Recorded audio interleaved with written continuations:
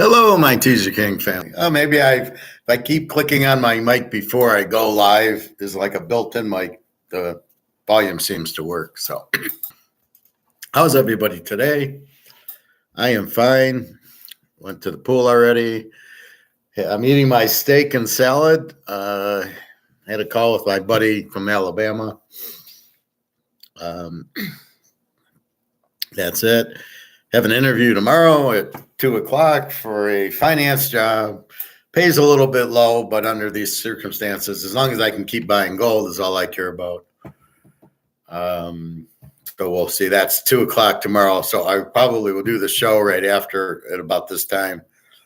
I guess I'll get to the pool real early, and then I got to run to the bank with rent, and then I will interview and then do our class. So, as you know, I was doing a problem solving on Daria. I still haven't heard from her. But in the stoic, what have we learned? So let's be stoic for a minute.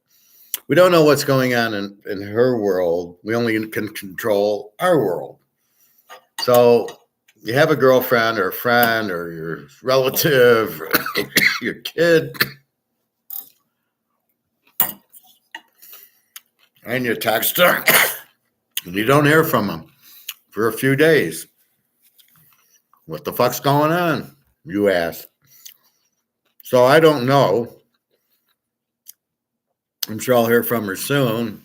Waiting to get the tickets for Turkey, waiting to meet her. And I'm worried because I'm like, I can't figure out.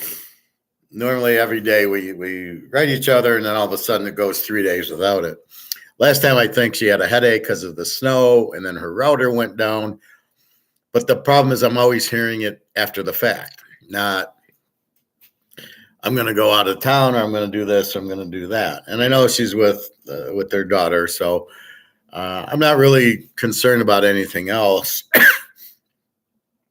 So doing a stoic, what you understand stoic under stressful conditions is you can only control yourself. So I can only control what I can control stoically. Therefore, I can't make her write me, or I can't understand why she's not. I can only live in my world of trying to analyze why she isn't. And really, it's just, I'm sure maybe she's sick, maybe she can't text me from work. I get confused in WhatsApp when I see her clock. Oh, she was just on an hour ago, and I'm like, well, why isn't she texting me? Now, those are the stuff that fucks you up. But basically, I've decided that I can't worry about it. I can only control me. And that's really the stoic lesson. You can only control yourself. If you're at work or the family or your friends, the kids, you can't control them. You can only control yourself. Therefore, all you can do is ask them and just try to understand what's going on. But in stoic world, I can only control Howard. So I can only send her a text going, are you okay? But I'm not in charge of the response, and I can't worry about why I'm not getting the response. I'm assuming she'll text me with the response. Last week when her router was out, or 2 weeks ago, she emailed me. And she was supposed to go get the passports Monday. So that's why I'm like excited to meet her and get the passport and buy the plane tickets. What's going on? And so I've been all over the place trying to figure it out.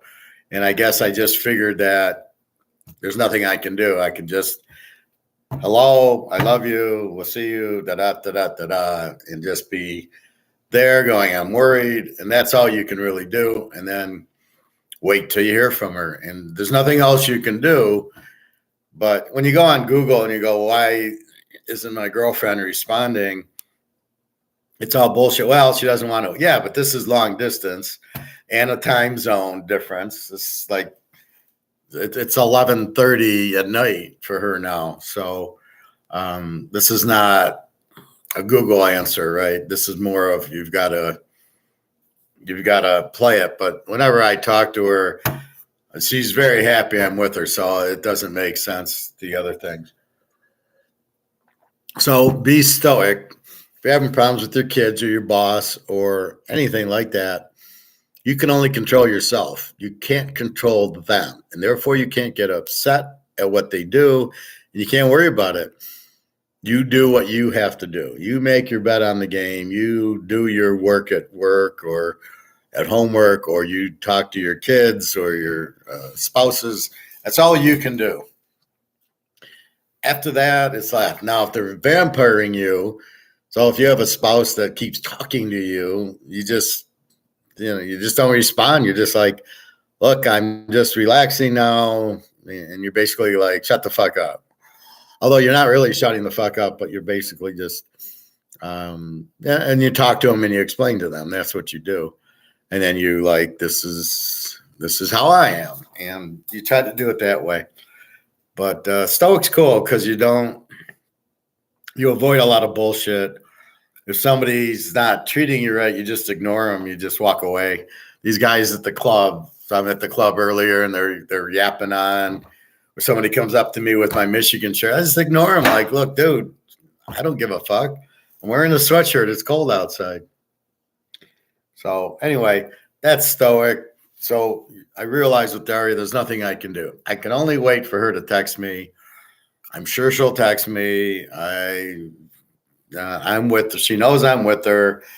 There is no fight. There's no reason to not text me except for she can't. So she could be sick. Last time it snowed there. She got a headache. Didn't hear from her for a few days. And then she'll tell me after the fact. So normally it's that. Otherwise, I don't know what other issue it could be. So there's nothing I can do.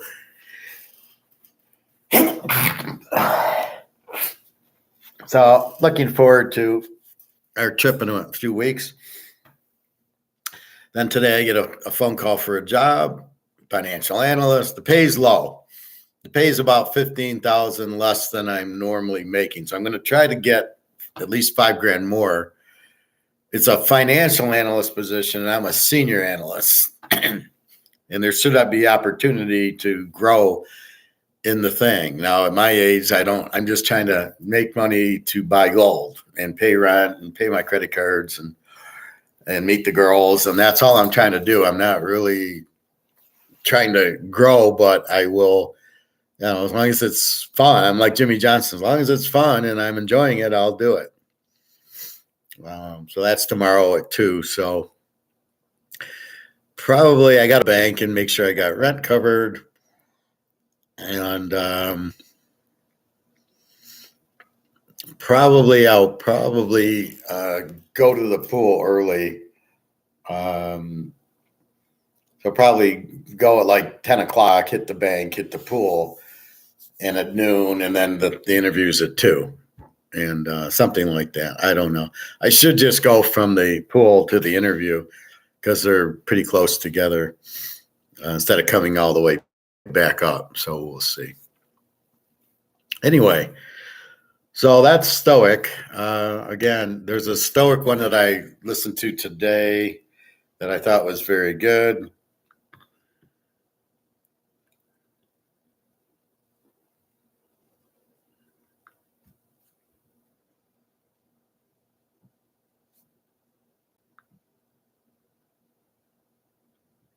I'm in the middle of watching this one. How a person who just wants to use you acts, which I think we all want to know, is the person genuine or are they using us?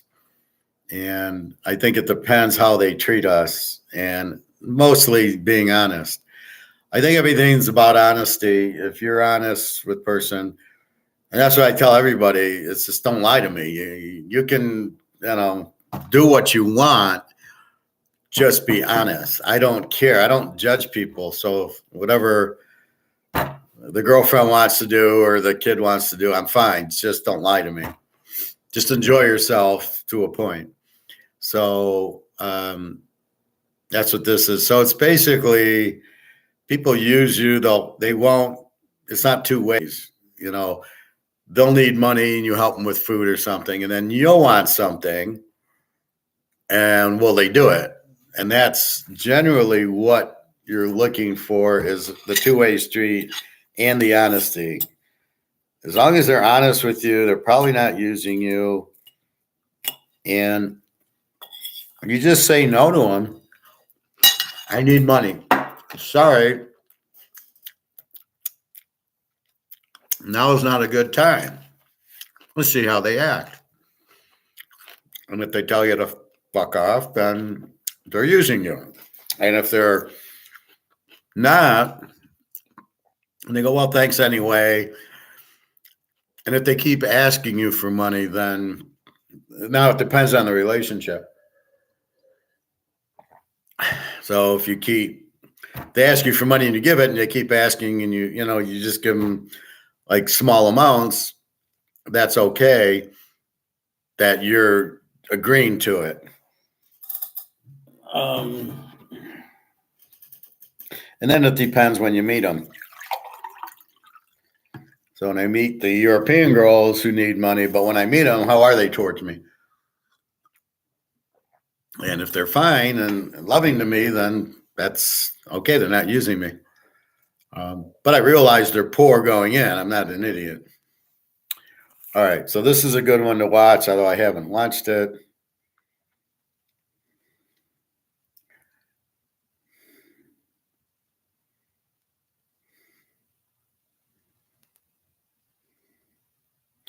I did watch this one. Negative feelings. 7 reasons why people dislike you. And mostly they don't understand you. Right? They don't get you. They're jealous of you. You're organized, they're not. The way you come across. Like when I talk about gold, people dislike me because I'm very confident in it and I know what's going to happen, and I'm telling them. And it's the same people on the Titanic who didn't run to the lifeboats.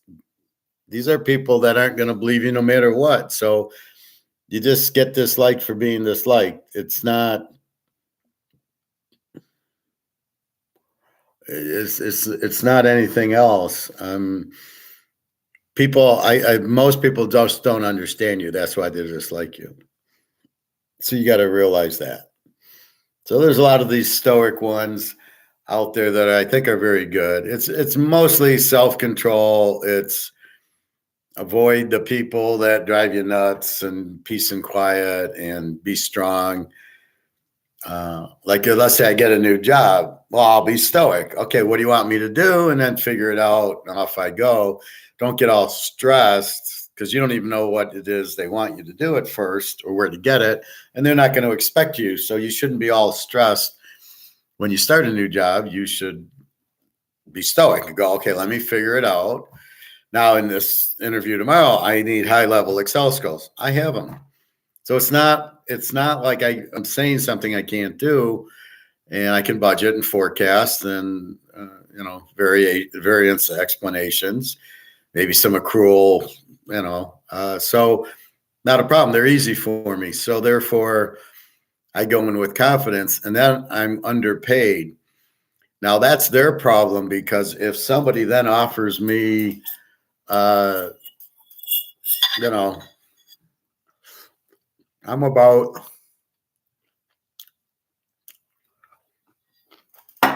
if I get this pay that they're saying, I'm about 20,000 under what I should be making, but it pays everything. So that's okay. I'd rather see my thing is I'd rather make something than nothing. And I don't want to work at a grocery store making $20 an hour. This would be a lot more than that. So I'll take it. However, if something else comes up and I can get my extra 20 grand, because that's what I apply for, is my jobs that are 20, 30,000 more. and I'm worth it. And I've worked at those pain. Volkswagen was 120. So I'm very comfortable making that, and that's what I should be at.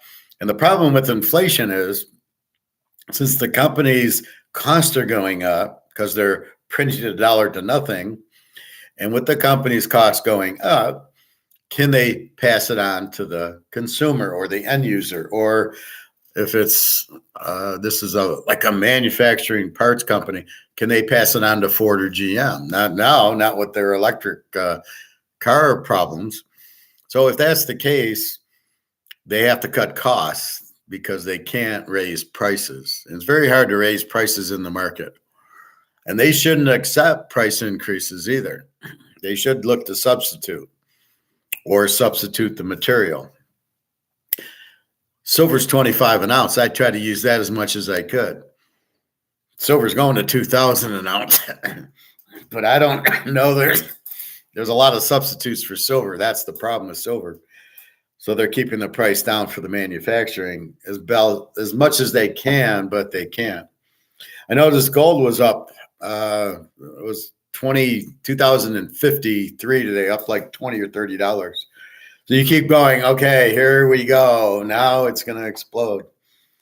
Because that answers, everybody goes, well, if they're price fixing it, how can it go up? Well, how come it's not, $1,000 an ounce if they're price fixing it? Because they won't let it. They can only get it down so far, and it keeps getting pushed back up by the central banks. That's how you know it's about to end, the price fixing, because they're trying to lower it, and it's still goes up $25 an ounce today. The central banks, China, Russia, still want gold and will pay for it, which will push the price up. So as long as that happens, they can't lower the price to 1,000, and that's what you're seeing. And the central banks realize the dollar is going to zero, and that's why they're getting out of dollars into gold, just as what we do. We get out of dollars into gold. So we're running the same thing, right? So stoic is, I believe in the gold standard because of my classes, and I teach you, to get gold and silver and get out of dollars because they're worthless. And so you follow that advice because you don't want to get hurt. And I teach it because I don't want you to get hurt. And so, being stoic means that we believe that gold's the best option. We believe all the dollars are going to zero. And in our world, we stick to our guns. So I'm very stoic in gold, and I'm very stoic in football. What does that mean? Well, when I decide to take Kansas City over Baltimore, and then some guy on here, Baltimore is going to blow them out. I got inside information, but he wouldn't back it up. And we won't hear from that guy anymore. When we have that, we are stoic. No, Kansas City, Mahomes is a dog. That's the bet. That's what I'm going with. And that's being stoic. You analyze the game. And when you're done analyzing it, you're then, okay, this is what I'm going with. And you're not talking me out of it. Once I've made up my decision, you're not talking me out of the game. It's as simple as that. And it's the same thing with gold. Once I've made up my decision that there's no other currency to go into, our currency is going to zero. We need gold to survive. Once I've closed it up, okay, I'm very open-minded. Okay, no other currency. Our currency is zero. The only spot to go into is gold, and it's physical gold coins. I lock it up. You're not going to get me off of that thought. You can ask Bitcoin questions, but I'm never getting off of gold for anything else. And I give you a little options: the Mahomes card, the Brady cards, the Mantle cards, Rolex watches, any real assets I will tell you to get into, but really you want to be in gold and silver. However, if you want some, you can still get into those cards, those real assets, the cards or the Rolexes. They will go up in value also. Because again, it's really the value of the dollar dropping. but everything else has gone up but gold. And that's what alligator doesn't get, is that the dollar is going down and gold isn't going up. That's what he doesn't get.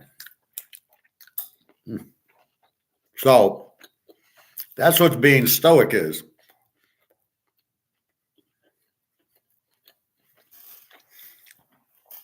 It's being mature. It's studying all the variables and then coming up with your own. I'm going to play the 49ers or the Cowboys or Kansas. This is who I'm going to bet. This is the stock I'm going to own. I want to get out of dollars into gold. Once you make that up and you're stoic, then they can't change your mind. And that's really what it is. That's the bottom line is nobody can change your mind. If you're stoic, you believe, based on mostly because I've been doing football since the 1970s. I've seen everything. I know the variables. I know what I'm looking for. So once I make up my mind, you're not going to change it. Now, you can change it while I'm making my mind up. That's why when people put picks up here, I go, well, tell me why. Why do you like Baltimore over Kansas City? And the guy couldn't tell me why. Baltimore wins the game, or Kansas City wins the game. My reason was great defense in Mahomes, and I don't like Lamar. He didn't give a reason, whoever said that. Oh, inside information. Well, that doesn't mean anything. What's the information? So anyway, that's what you're looking at. So in this one, again, 7 reasons why people dislike you are stoic is really just they don't like the way you come out. They don't like the way you say, I want to buy gold.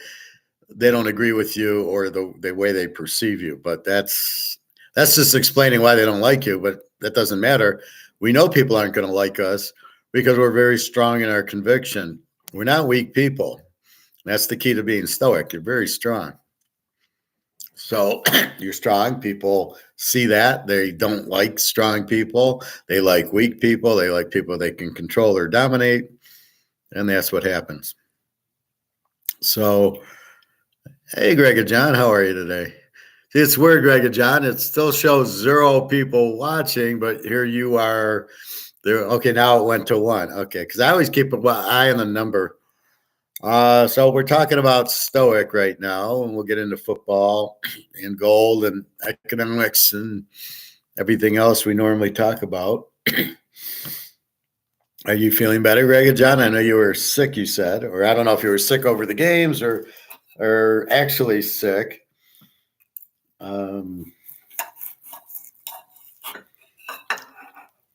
That's one of my hunches on Darius. He's sick and can't text me. I mean, I don't know. There's no reason she can't text me.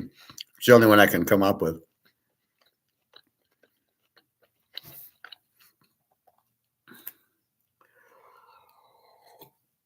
Well, thank you, Greg and John. And that's because I'm not theory, I'm practice, which means the college professors are theory. The theory is this, and this. And I ignore that. I go right to the practice. And I go, this is what works because this is what I use. Knowing that the dollar's going out and to buy gold is not a theory, it's practice. Or the Mahomes card and the Brady card, that's practice. And I find those are the best teachers. When I went to get my master's, the best teachers were people that worked at jobs, not teachers, not just they sit behind a desk and they teach, but people that actually were finance managers at GM, and then they would teach you, and you'd go, oh, this is really interesting. College costs a fortune now, too. I don't think I would send my kids or go to college. When I went to college, I got my master's in 1992 to 95. I think it was like $1,600 a semester, and I'd take 2 or 3 classes.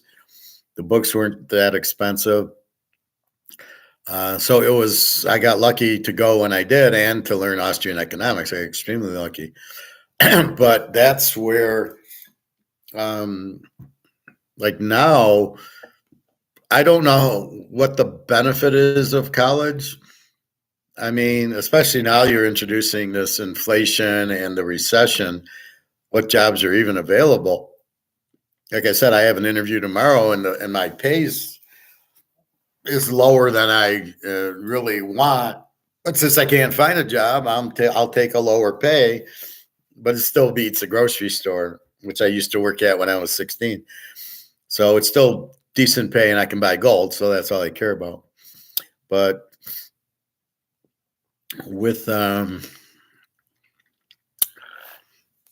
yeah, college now, I don't know why it's so expensive. It's almost like they don't want you to go to college.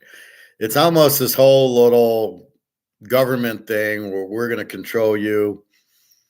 Um, and again, the Keynesians running it want, oh, we're going to shove out electric cars. Nobody wants them. Again, it's Say's law.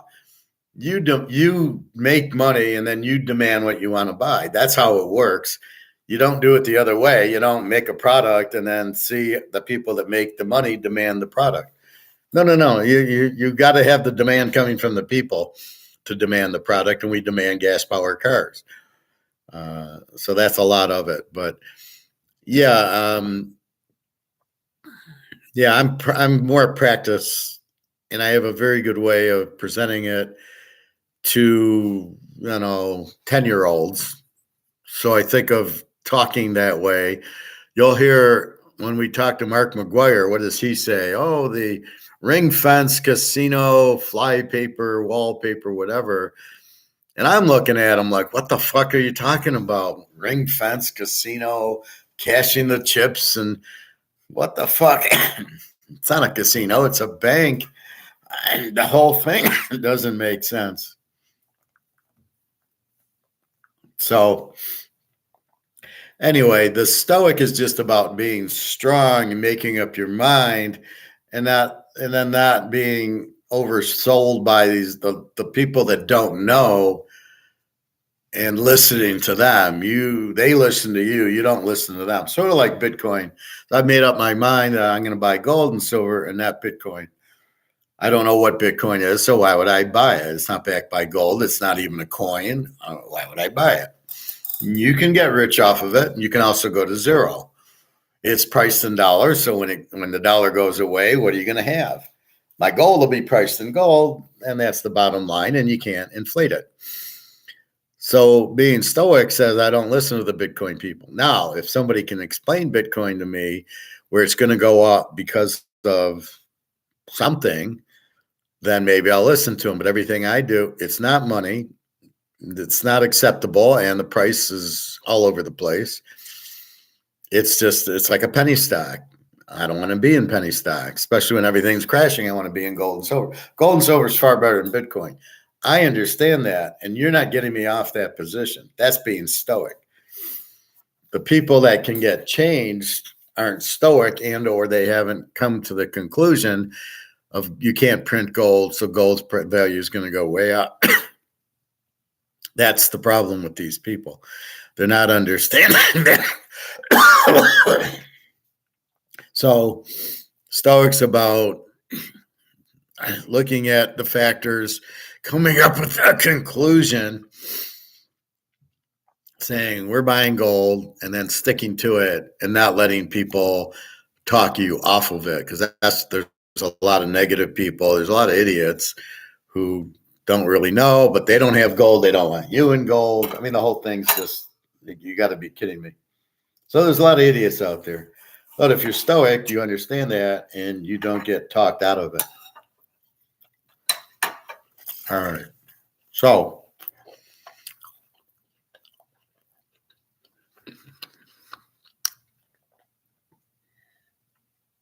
this is the problem in economics.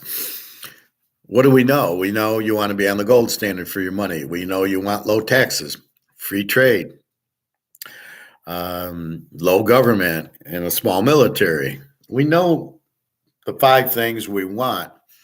Yet why do we keep getting out of them? Oh, we're not on the gold standard anymore. No, there's not low taxes. Oh, there's no free trade. Why do we keep getting away from the things that we know? Like, we know to buy gold now. We're not getting away from it. Why does everybody get off the gold standard, get off of free trade, get off of low taxes? Why do they keep doing it? This is the problem that if you have stoic people, and that's where it came from, was Marcus Aurelius in Rome when it was still the Republic and everything, and they were the best country in the world, was Marcus Aurelius, who was stoic, and that's what he did. Low taxes, free trade. That's how the empire grew. You had free trade because it was so fucking big. It was like all of Europe and half of Asia. And so it was such a big empire that Marcus Aurelius said, this is what we're doing. And that was it. And then when you got into the dictators and Julius Caesar and Nero and all those idiots, once you got into that, then you wanted power. They weren't being stoic anymore. And that's why it collapsed. So all these countries come to be stoic. France and Spain, England and Amsterdam, all these were number one. And then but they don't stay stoic. They don't. What got us there? Oh, gold standard and free trade and low taxes. But then they get away from it. Well, we got to go to war. My advice on war is let the two idiots, go play tennis against each other, and whoever wins the war. Why are people dying in a war? Why are there wars with armies and people dying? And what is that? Where did that come from? So that's the big problem. And then it's expensive. We got to buy cannonballs and rifles and bullets. We got to feed the men, and we got to dress the men. We got to get the men, and this whole thing. So you got to be stoic to keep it. And when you are not stoic and you're indecisive and you're weak, that's what happened. That's what we got now. We got Biden. He's the weakest leader. It's an embarrassment when I go to Europe and they all laugh about Biden. They go, "This guy's, what do you think of Biden?" I go, I think he's an idiot. In Berlin or in Portugal, wherever I go, this guy's a moron. He's controlled by the Chinese. We all know it. So I gotta show you this. So I'm watching this thing on George Soros' son. You're going to love this. It's a few minutes long. This guy's a fucking idiot. So by now we all know who George Soros is and the many projects that he funds, which appear to all of us to be anti-democratic. There's no question about that. But what do you know about the heir to his fortune? Alexander Soros. In 2023, the Wall Street Journal reported that he would be the heir to the Soros fortune and would immediately take over the Soros Open Society Foundation. Let me tell you a little bit about him. He is 38 years old. He's an American philanthropist. He's just one of the sons of George Soros. He is now the chair of Open Society Foundations, and he's also one of the World Economic Forum's Young Global Leaders of 2018 and beyond. Now, I want to make it clear, Alexander Soros is a trust fund baby, but just because you come from a lot of wealth doesn't necessarily mean that you're stupid or that you didn't earn some of your success.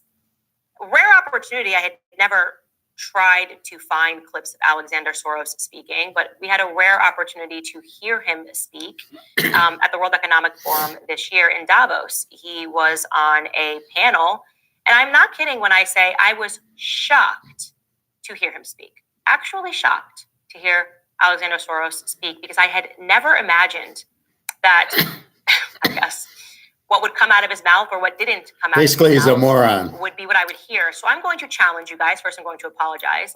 I'm going to challenge you to put on your best SAT test thinking cap.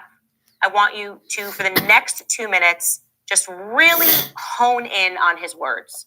I want you to do your best to understand what the hell Alexander Soros, who has inherited billions, is trying to get across. Really, guys, I apologize in advance. Take a listen. I don't think that that's the fundamental I don't think technology is the fundamental issue in democracy. Democracy is messy. I mean, democracy is about contestation of ideas. It's about plurality. It's about people having different truths, actually. Now, fundamentally, how society lives together civically in those contestations is obviously quite tricky. But I think that if we play too much on this disinformation card, we're taking responsibility away from ourselves to actually create a narrative that inspires people to vote and to believe, in democracy and democratic institutions. And on the institutional part, I think that we can talk about institutions as these abstract things, but institutions are also about people. And we just heard this point about untrustworthy people, and we talked about things in the United States like checks and balances, which aren't written anywhere but are customs. And one man, Donald Trump, literally came in and just took that all away. But when I see this, when I look at this, more globally regarding democracy, I also say to myself, when was this great time that everybody got along so well, and things were going so great? I mean, I think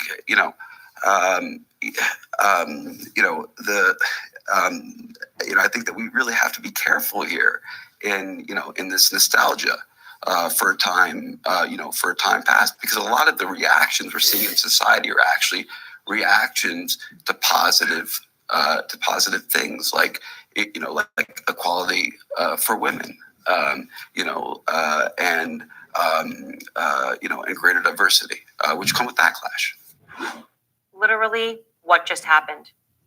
I'm asking you seriously. These are the individuals who get up on stage because they believe that they are the brightest people in the world, and that you are too stupid to know how to live your own lives. And so they have to plot, and they have to sit down, and they have to think about the future of the world because you're just not smart enough to know how to take care of yourself. That is Alexander Soros, the person that just inherited billions of dollars. He is going to represent the future. And he quite literally cannot string together a sentence. He can't. Nothing, no piece of that made any sense. I've listened to it multiple times. I'm sorry I made you have to listen to it. It makes no sense. It's so incoherent. It's actually amazing. If mumbo jumbo was a person, it would be Alexander Soros. I actually tried to think of how he could possibly say so much and absolutely nothing within a 2-minute span. And I thought maybe he's on drugs. Maybe he had a long night out, but no, somebody that's hungover can in 2 minutes get out one sentence. That makes sense.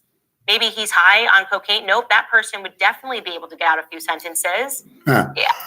Did he take a pill? No, I think even a person that is under the influence of opioids would be able to get out one coherent sentence, and Alex Soros did not. Because as I said, Alex Soros is a trust fund baby, and he's not a bright one. And despite all of that, the clip would be actually hilarious if it wasn't for the fact that, as I said, he has inherited billions, and he is going to shape the future of this country. He has the ability to do that because of the wealth that obviously his father earned, because I'm going to say that he's simply not capable of earning that sort of wealth on his own. Hey guys, if you like this video, you will definitely like the full episode. I like the girl. She I subscribe to that channel. I'd like to hear more of her. I mean, hey Bobby Bo. She was doing George Soros's son, and the guy literally couldn't make a sentence that made any sense. It was all a bunch of God knows what it was, Bobby. So she was showing the clip of George Soros Jr., who's inheriting all this money and leading all these people on this economic forum, and the guy can't can't add 2 and 2 up. That was the point of that, was to show how stupid this Soros kid is. What a fucking moron. Now he inherits billions of dollars. how long is that going to last? And by the way, when the dollar goes to zero, he'll go to zero too. That's what I love when the dollar goes to zero. All these morons will be penniless. You think he understands gold? So what's going on, Bobby Bo? We were talking stoic. So there's this nice stoic one. 7 reasons why people dislike you. I was watching that earlier at the club. And then this one I started to watch. How to tell if somebody's using you. So these are good stoic ones.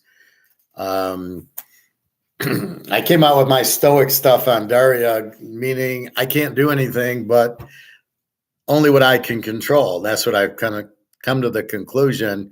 All I can do is send her, nice text on WhatsApp, and then it's up to her to respond. I think she's sick or something.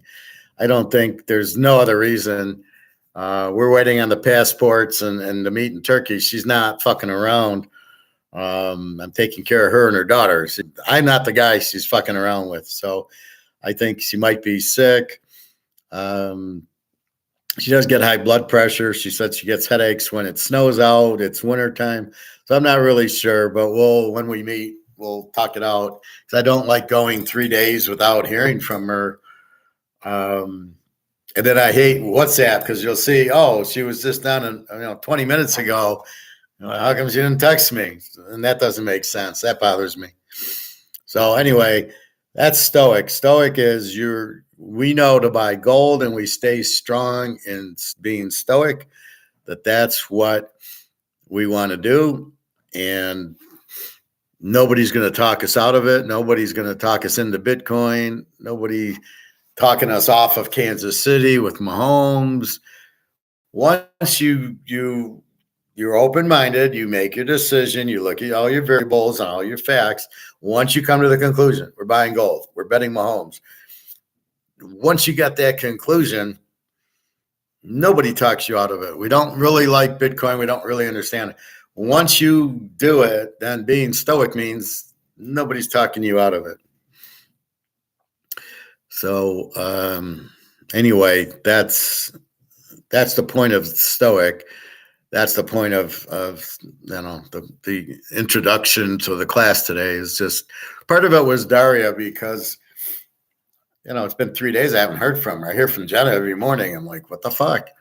And all I can think of is she's sick.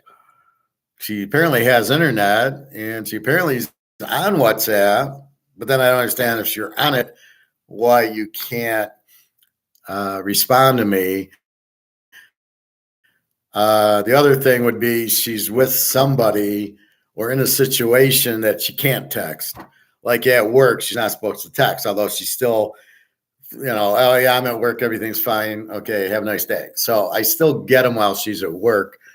So it's either she's with the person that she can't text. Like when I was with Jenna's kind of watching my WhatsApp. So I had, you wait till she goes down for a cigarette, but you can still respond to her. So depending on who you're with, maybe you can't WhatsApp, but I don't think that's it at all. I think she'd be able to get a WhatsApp to me. I'm putting it on she's sick, because she was sick last time. I didn't hear from her for 3 days. Bobby Bo, when was she supposed to let you know to get the tickets? Well, that was it, Bobby. She gets a call Thursday that the passports are in. So she goes to the Russian government. The passports expire. She needs to renew them in November. They said it'll take a month, but with the holidays, it took 2 months. So on Thursday, she gets a call, your passports are ready. She says, so she tells me, Friday I'm working, I can't go. I'll go Monday to get them. And we're excited to go to Turkey, and we're trying to, figure out everything. And so I said, I need your passport names to go on the airplane tickets, and then I'll get a hotel. And I asked her, do you smoke or not? So I can get a smoking room or a non-smoking room. She says, well, I quit, and then I started again, and now I'm trying to quit. But I don't think there's smoking rooms anyway in the hotel. I just was trying to be nice.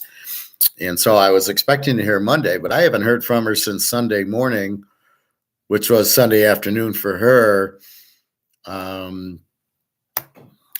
So Monday I don't hear from her. Tuesday, and then And then today I don't hear from her. So I'm freaking out, like, what the fuck? So then I'm trying to get stoic, which is like, I can't control her responding. I can only control me. And that's why I'm doing a lot of stoic right now. I can only control me, right? You can only control you. So if your kids aren't answering, or your girlfriend or your wife or whatever, you can't control it. You can only be yourself and control yourself. And that's what stoic is. And then the other people, if they're vampiring you, or they're doubting you, or they're not responding, you can't control what you want. And, the way it should be, I text you, you text me back. You can't control that. But I'm reading our text from the last month and every day, and we really are together, and we want to be together. So it doesn't make any sense that all of a sudden I'll hear from her for 3 days.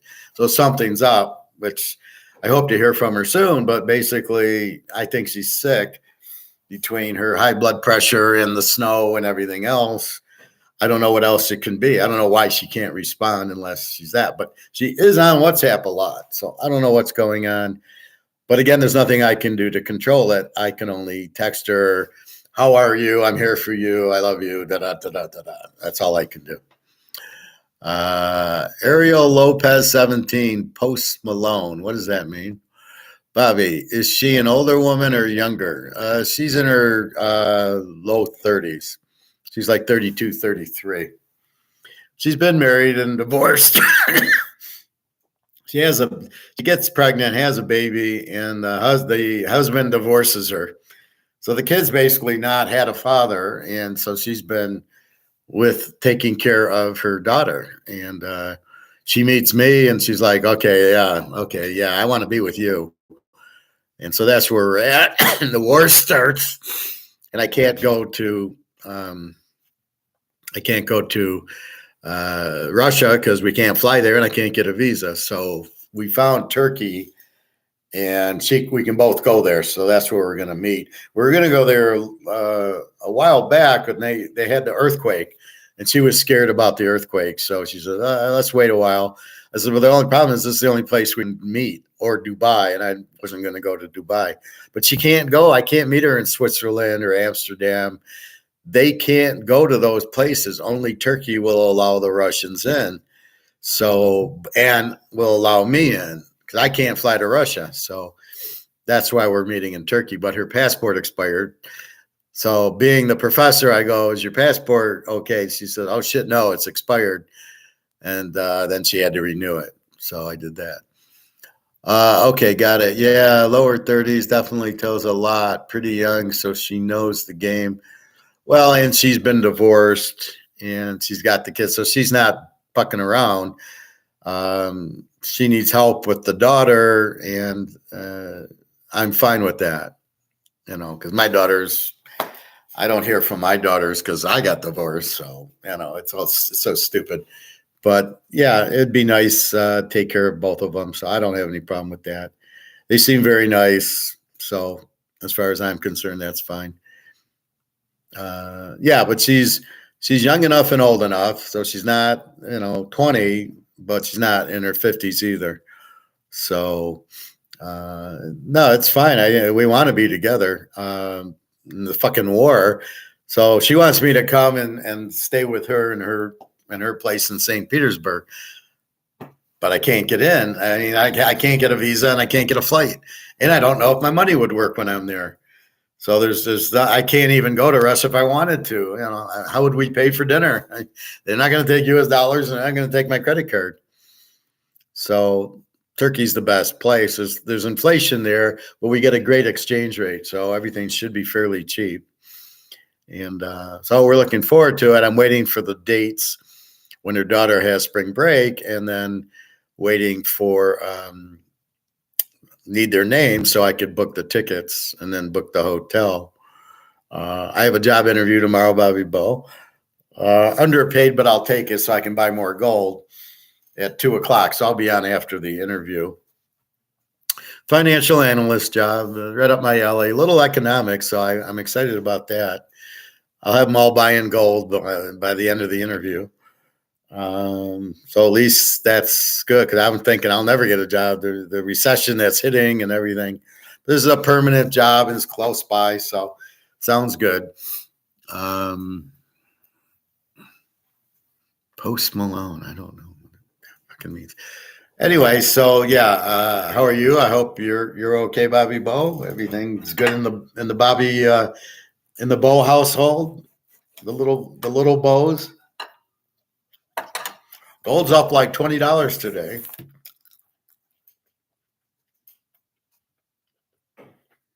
Here's one you'll like, 14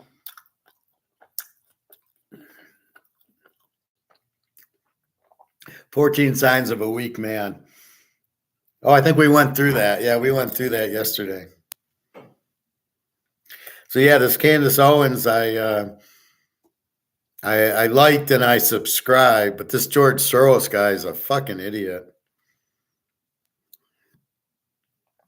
What do I want to watch?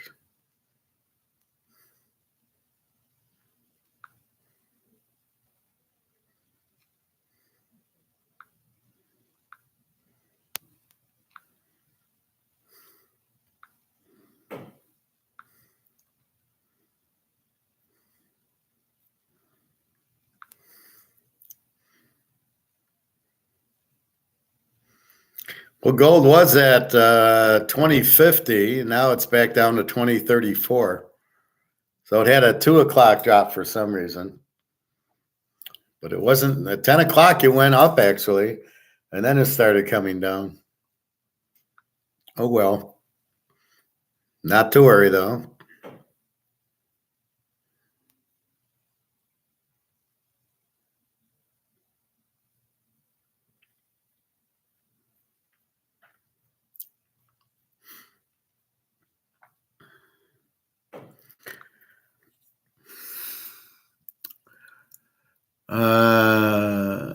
Yeah, a lot of layoffs I see going on. A lot of it is these electric cars, GM and Ford, and anybody with electric. That's why I lost my Harley job. It was supposed to go a year, but they're losing money on their electric. And she basically said, I don't have any more money. And I said, why don't you extend the PO? Because it took them a while to bring me on. I had interviewed in April, but I didn't start till May. And I said, why don't we go 6 months? And she said, I can't. I don't have any more money. Because that's the problem. They were reorging because of all the problems with the electric motorcycles. Nobody wants them. Say's law says you make the money, you demand the product. And then they make the product you demand. Not we'll make a product like an electric car, and all the people that are making the money will have to buy it. No, you're backwards. It's you make the money, and then you're the one doing the choosing, not the other way around. So that's what we will see. No, that's why I keep saying nobody wanted. There's no demand for the electric car. That's why it's a bad thing. Nobody's sitting there wanting one or asking for one. We're perfectly healthy with gas-powered cars. It's a gas station every fucking mile. Gas is not that expensive. Oh, I got to do an oil change. Oh my God. And then you never worry about driving 4 hours. If I drive to Chicago, I'm never worrying, or Cincinnati or Toronto, I'm never worried about. I fill it up once and I'm good all the way there. I don't have to like, oh, where's a charging station and how much is it and how long is it going to take? I'm sure it'll be easy roll for you. Yeah. So like you said, it's still good income to buy metals. Well, basically I just got Social Security and I bought a lot of gold. So I'm just waiting for the gold to go up and I retire. But there's that bridge, as I say, which looks like the second or third quarter where we're waiting our gold to go 3, 4, 5,000 an ounce. And so I got money in my safe, but I don't want to take it all out. And the more I can keep in there, then the more gold I can buy. Because as I start getting paychecks and I see the job, then it's like back to every Saturday at the gold, buying a couple ounces of gold and giving a little bit more help to Daria and Jenna. So that's kind of what I'm looking at. So I don't mind it. It's a little bit low, but it's a lot more than working at Kroger's. That's for sure. Yeah, and it's easy. I did much harder at Mercedes, so I'm not. I was in Mercedes almost 4 years, so I'm not. This will be a piece of cake, but there is a little bit of economics in it, which I've never been able to do at a job. Talk about gold and Austrian economics and Say's law. Hopefully, I get a chance to do that here, and I'll have this guy buying gold. We'll be the only company surviving, and I want to get paid in gold. So this is like a financial analyst leading to like a senior analyst or a finance manager, and then I'll start making more money, and I'll want to get paid in gold. Pay me gold. I want gold. I don't want money. I want money. That's why I want the gold. Yeah, remember Greg, I had about 50. I can't read it. I got a hurt in a way.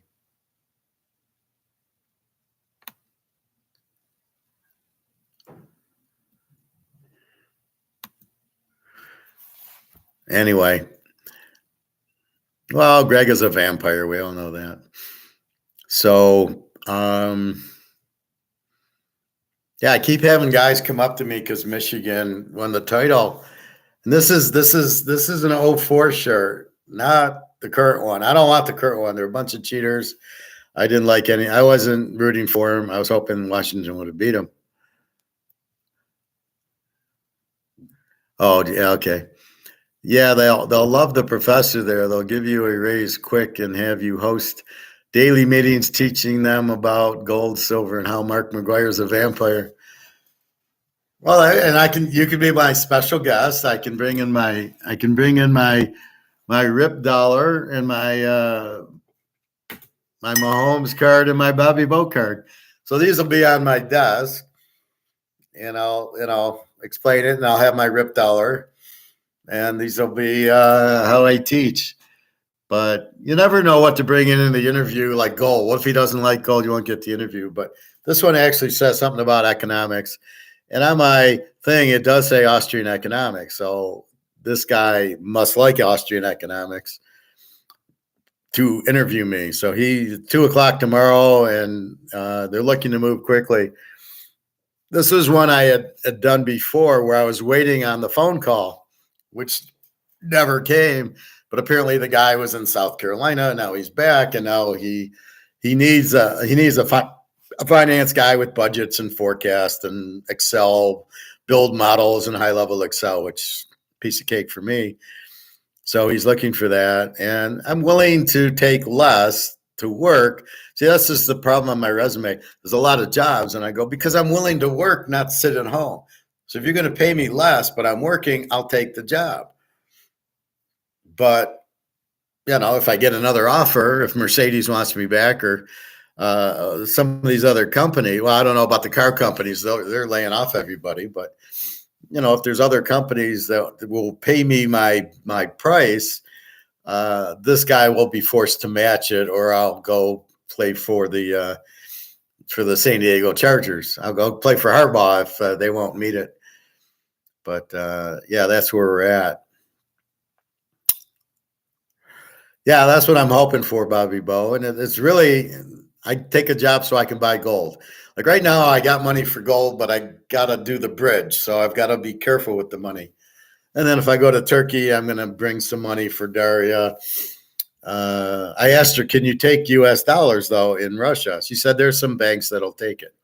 Otherwise, normally I give Jenna some U.S. dollars to get home and then some gold. And I want to do it for Daria. I know the gold will be fine, but I don't know if I can give her $500. She'll be able to use it in Russia. This is really strange.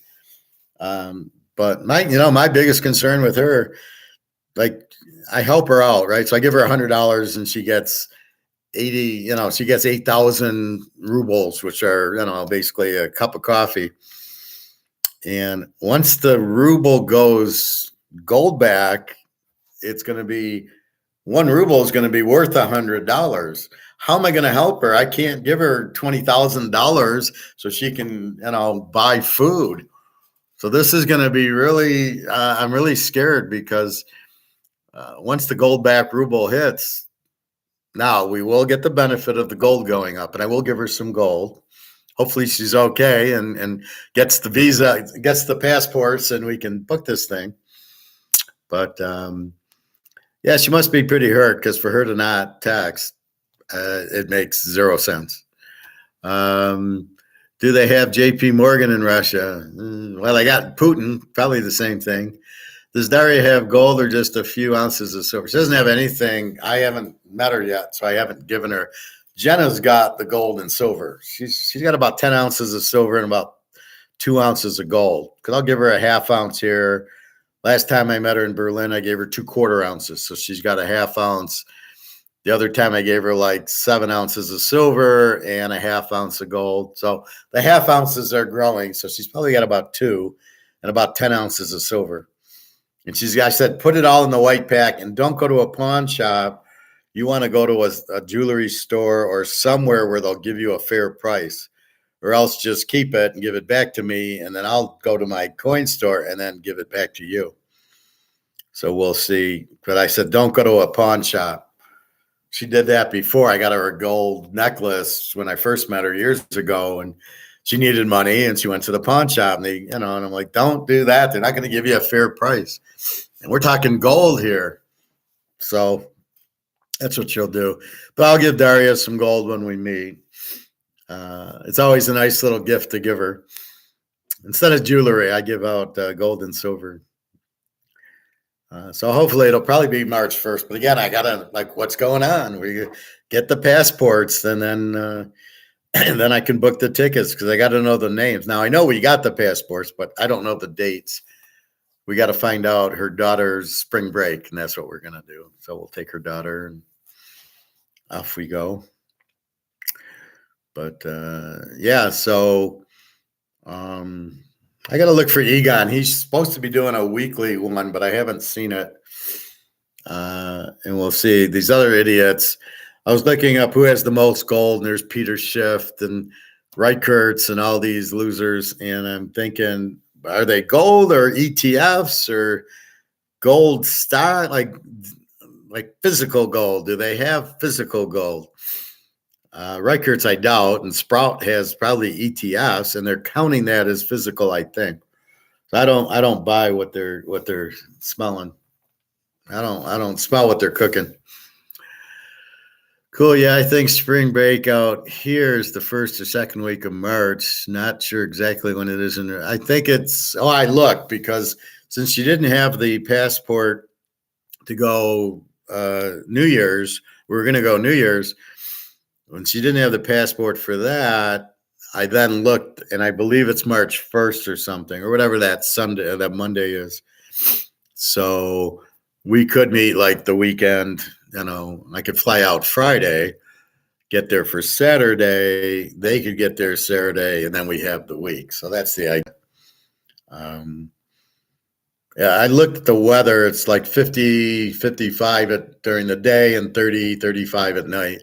So it'll be a little cold to swim, but we could go take boats or go on the beach. And then there's all the marketplaces that they have. They don't have them here, but they have them there.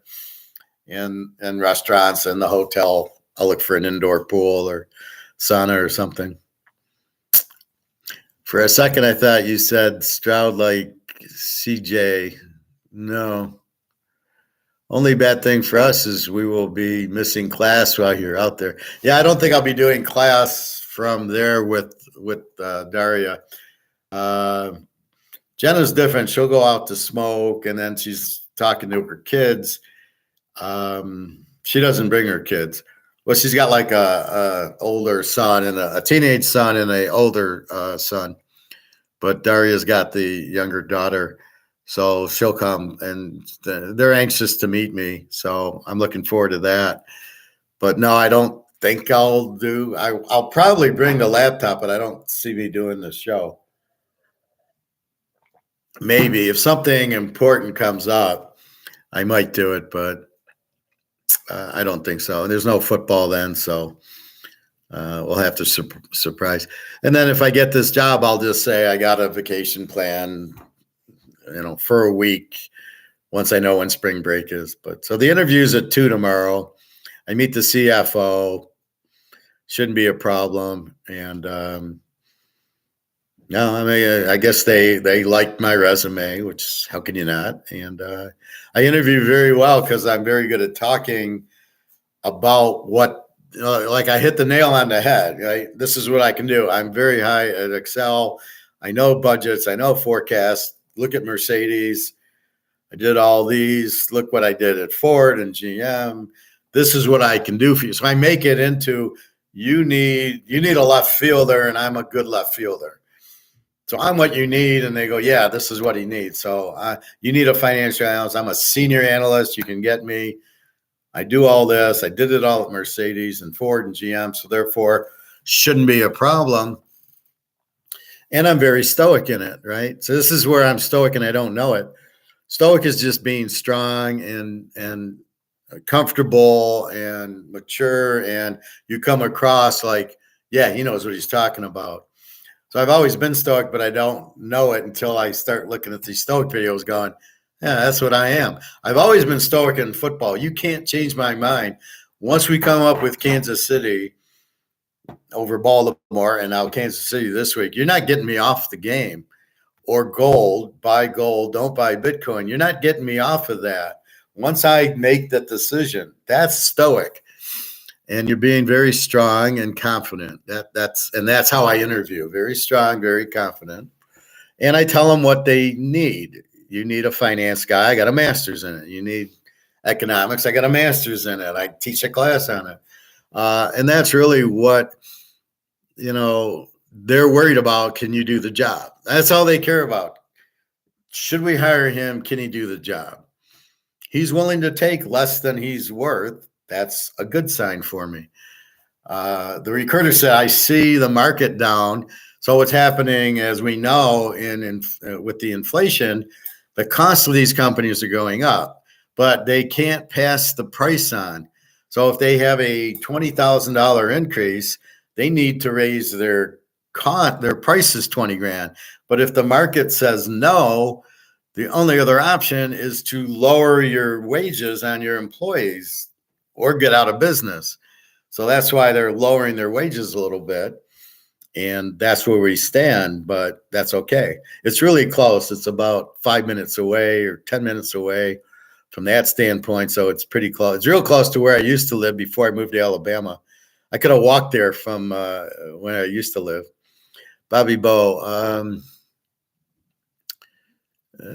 I hear, Professor, hopefully by the time you return, the metals are skyrocketing and Luke's in a birthday and celebrating, etc.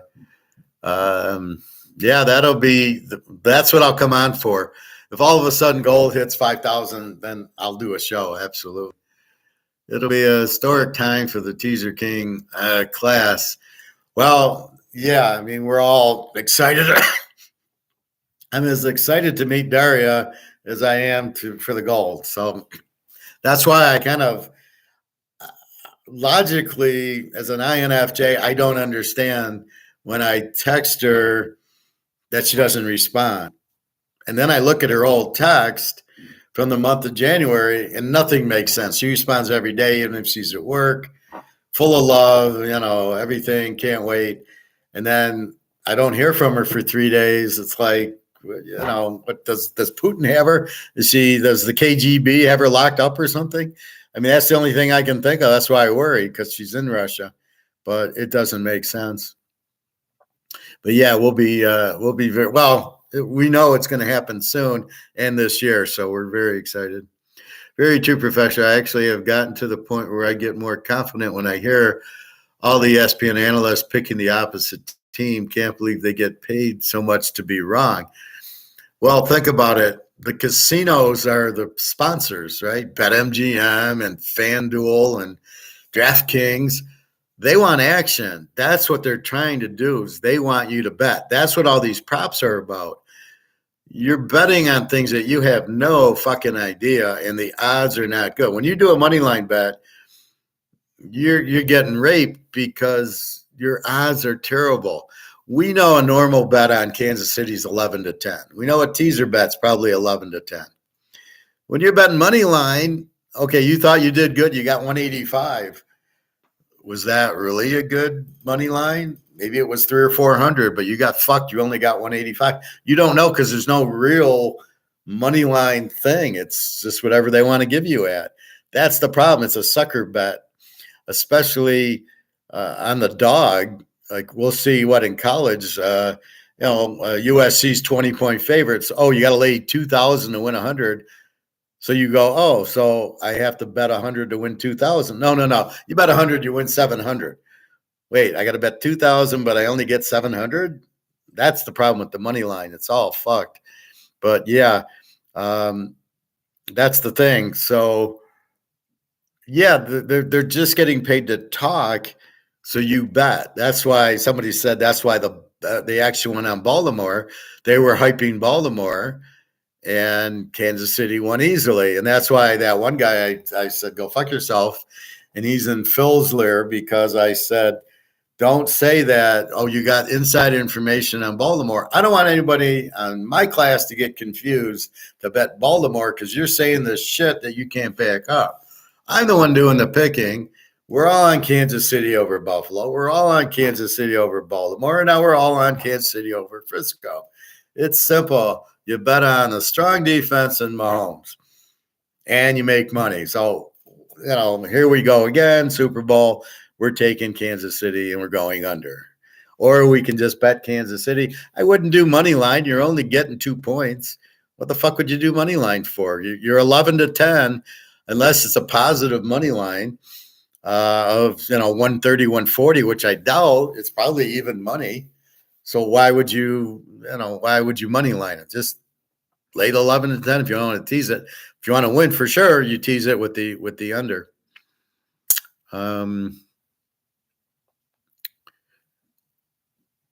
Wrong all the time that it cause they really seem to get it right. Who listens to them? This is why I tell you, don't even listen to ESPN. Why would you listen to them? What is their background? They don't have a fucking clue what they're doing. So that's my point. You're getting vampired by those guys, and some people are listening. If you're stoic and you understand all the variables, this is what I bitch about analytics because they're not stoic. They're just guesses. Oh, it's 51% of the time you go on fourth, so therefore go on fourth. Is it 51% of the time against San Francisco, Baltimore, Dallas, Kansas City? No, it's probably 20% against them, but you're lumping it all together. And then for some reason, you're trying to say it's a good thing to go for the fourth down. And then you're back in the Lion coach who doesn't kick the field goal to tie the game. He's probably the only coach in the world who wouldn't have kicked the field goal there to tie the game. How do you not do that? That's an automatic. What are you going for it for? So you can get 10 yards closer and then kick it? What if you get sacked? Or what if you turn the ball over? You have the chance to tie the game. You tie the game. You're not scoring touchdowns on San Francisco. You did in the first half. That's it. But you got to be kidding me. I'm sure she'll be back, Professor. You mean Daria? Yeah, I'm sure she will too.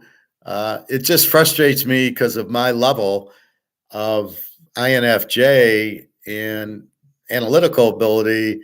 Logic says I text you, you text me back. So it's the same logic here. You leave a question. They're wrong all the time. That is cause they really seem to get it right. I respond to that. That's what you're expecting. So you're questioning, I'm answering. So when I say, hi, how are you to Daria, I'm expecting a response. And when I don't get one in 3 days, I'm losing my mind. I'm like, because that's not how it's been. The variable has been I text, she responds. I wake up, she's texted me good morning because she's 8 hours in front of us. So that's what we're expecting. So I'm expecting, I have an expected outcome of what I should be getting. And I get it from Jenna every day. I wake up and there's Jenna, I'm going to play tennis. I'm doing this and that. And, it's stood here. I'm walking the dog. Okay. But it's just really to just keep in touch. And with Darius, the same thing. So when it doesn't happen, I can't deal with the continuity's gone. What's going on? She's probably sick, but tell me that. So I don't know. I'll find out soon enough. She'll need food money, so I'm not too worried. But I ask her in the proper way. I go, I'm really worried. Are you okay? I don't bitch at her. Why the fuck aren't you talking to me? I go, I'm really worried. You know how I worry about you. Why can't you text me? What is wrong? And eventually she will. Usually she's sick or something. And I guess when she gets sick, it's blood pressure. She had headaches because of the snow. So she's got a lot of mental health issues that I'll have to cure her on. Example, since the Tampa Hard Rock officially opened the sports book here, a lot of people are betting for the first time and making all types of stupid bets and then doubling down and losing again. This is what it is when gambling is actually a tax. So they're trying to make us poor. That's why they don't tell us about gold. And that's why they keep us in money and then stay in the banks and stay on Wall Street. The two biggest Ponzi schemes, they make Madoff look like a Boy Scout. And that's the problem. So when you go to a casino, that's what they're doing is they are trying to make you go broke. And the thing is at MGM, which most people don't realize, the juice on a football bet's 13-10. At William Hill, it's like 11-10. Used to be even money on college teasers. So let's say it's 11-10. You're getting 20% more juice. You're laying 130 to win 100 instead of 110. How many people do you think are actually understanding and not betting at MGM because of that? Besides me, I mean, probably nobody. They don't know. Oh, I got to bet 130 to win 100. Okay, whatever. So yeah, there's a bunch of idiots out there. We got to avoid the vampires, Bobby. My brother, Bobby again. My brother said he has two friends that are addicted as they have been literally betting every day. Football Sundays, betting on things like tennis, golf, women's volleyball. Well, have them buy my picks and they can at least make some money. What's their bankroll look like? These people are going to be broke. You got to get them in the gold, Bobby. Get them like that with gold to buy it every day. That's why I really don't want to go play poker because I know if I take 300 and buy silver, I know I'm a winner. If I go take 300 to play poker, I could lose. I could get my aces cracked or something. But if I buy silver, I can't lose because it can only go up. Women's volleyball. Good God. Bobby, this one guy drinks and gets every single night, Sunday through Saturday. Kind of sad, but man, some people don't have any self-control and need some. Well, they're weak. Those are exactly, as I showed you in the video yesterday, those are weak people. Let's do that again. The 12 little things.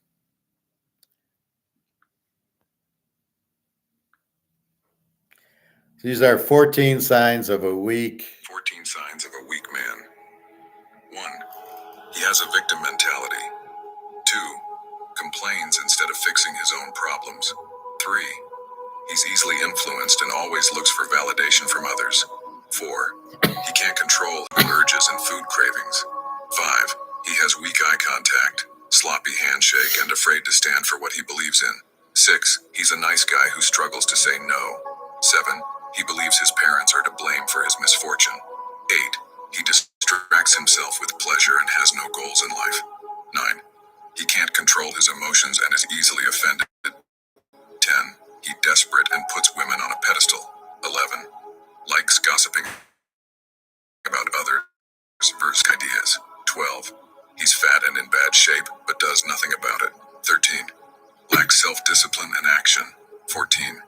Gives constant excuses and complains about his world, but does nothing to change it. Kohl's has gifts for whoever you call your Valentine, like diamond jewelry sets 70% off, luxurious. So there you have it. That's pretty much what you're talking about, Bobby Bo. Very weak. The putting women on pedestal, I used to do that when I was like 10 years old and you're discovering women, you're going, yeah, I like some of that. Not now, but still a little bit. You get that the girl you want to be with. So that kind of, you put them on a pedestal. Here's Tesla's market value plunges 12%. So all of a sudden the guy's not worth as much. 7 ways to get ahead of 98% of the people. It's really just to do what we just said. Do the opposite of these 12 that are bad. So basically be strong and set goals and figure things out and be confident. So the reverse of what we just said, and then you're 98%. So basically we're 98% ahead of people because we can read between the lines. We bought gold and silver. We don't buy Bitcoin. We don't buy electric cars. We are strong. We take Kansas City and nobody takes us out because we figure out, hey, we're going to bet Mahomes. So we have rationale and ideology on how do we pick our games. And it's something that works. Bet on Mahomes. I remember Nick last week. I hate YouTube with the ads. Well, thank you, Bobby Bo. That's why I do it live. I want the interaction. This is the only class where we can sit here and learn, interact, etc., without random interruptions like all the other channels. Yeah, except for Netflix. It's insane. I'm watching Tubi or I'm on, some of like YouTube. It'll be in the middle of a kick, right? They're about to kick a field goal and they hike it back and they put it down and it goes to a commercial. Just as he's kicking it, like who the fuck is responsible for that? And are you really watching the commercial? No, you're watching that 5-second skip thing. So I was talking about Nick, and he didn't bet Kansas City, and I'm like, what the fuck? He gave me his 4-team teaser, whatever, and he didn't give Kansas City. So how do you miss Mahomes? And then he changed it and bet KC, and he won. And then he realized that, like, yeah, I guess I should bet Mahomes. So he had him last week. But yeah, that's basic. If you're going to be an analyst and pick football, you got to know what you're analyzing. And that's my thing against analytics. I heard analytics doesn't take into account momentum. And what's the biggest thing I talk about? If you miss your 4th down, it's a turnover. It's like a fumble. And analytics doesn't take that into account. Well, don't worry about missing it. You just, you go for it. The odds say they're 51%. You go for it, you'll get it. It doesn't say what happens after. And it doesn't say what happens if you don't make it. Oh, how many games do you lose? Probably 98% of the games you go for it on 4th down. Oregon, Washington, the Lion game. There's all sorts of games where the team goes for it, doesn't get the 4th, and loses the game. But that's not in the statistic of the algorithm. It's just, 51% of the time they should go for it. I mean, and not against Baltimore or San Francisco or Kansas City. You're not going to fucking make it. That's ridiculous. Bobby, this is the only class where Bobby, yeah, I remember that guy Nick last week saying the Ravens were going to win by a blowout because you had it wasn't Nick. That was whatchamacallit. Who's that? Pedro Martinez. So we won't be hearing from Pedro Martinez anymore. And I don't know who that was. I know it wasn't Pedro Martinez. I don't know who it was. Maybe it was somebody we kicked off and comes back on as Pedro Martinez. I don't know. But I've shut him down because I don't want to hear that, because I don't want somebody who doesn't know us to bet on Baltimore because there's inside information, and then he loses. He's mad at me. I didn't give the game. I'm giving you Kansas City. So that's why I'm like, I don't want to hear these outside picks without some sort of reasoning, and then to verify that they're not my picks. Because this is my class and I'm teaching it. So you should have learned that you bet Mahomes. You bet Joe Burrow. That's what you bet Joe Montana. You bet Lawrence Taylor. That's what you learn. And that's the point of it. right? That's what because you've got to learn what to look. How do I bet? Well, that's what you look for. You saved him, Professor, because he was about to burn his money away with Lamar. We all know he can't carry Mahomes' jockstrap. Well, exact, and that's what I don't understand is how Lamar is the MVP and Burrow is 50 times better. I don't understand that. They look at the numbers, but the numbers are so misleading because it's mostly Lamar running. It doesn't make you a good quarterback. And I'm kind of pissed at Jimmy Johnson, who said, well, everybody thought Lamar was just a running back. See, now he's a quarterback. What did he do? Throw for 200 yards against Houston? And then what? Okay, how did he do against Kansas City? I think he threw for 200 yards, one touchdown, one interception. But they got they only scored 10 points in the game. So how did Lamar look scoring 10 points? Oh, that's right. Pedro Martinez, did he officially get on the field? He got silenced, but not in the corner. I wanted to hear. I gave him an opportunity to delete his text, which he never did. So I deleted it for him. I have that power to go into anybody's text and hide it, or I can silence you from the station. I don't like to do it because it's a live broadcast, unless they just really are off on a tangent that we're not even talking about. Some of these Bitcoin guys, I don't want to hear it. I really don't want opinions per se as much as, what's good for the class. Or if we talk about Daria, I'm looking for your opinion there. But, I feel she said, I read her text to me, and there's no way it's a scam. I'll guarantee you that. Kenzie's a scam because I don't know. She keeps asking me for money. I want to come visit you. And I go, well, send me a picture. Send me do a Skype. Do something that, I can't. Well, then fuck you. Then what do you mean you can't? You can't talk to your parents? You can't talk to your friends? Come on. She keeps blaming her manager. I'm like, yeah, that's sorry. I'm not smelling what you're cooking there, Kenzie.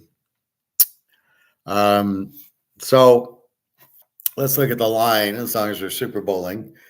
So I got San Francisco 2, 1.5, 2-2-2, 2-2-2. So for some reason, they're again going against Mahomes. My line is Kansas City -3. They are at Frisco -2, and I have no fucking idea why they'd be at Frisco -2, and then 47.5, 48.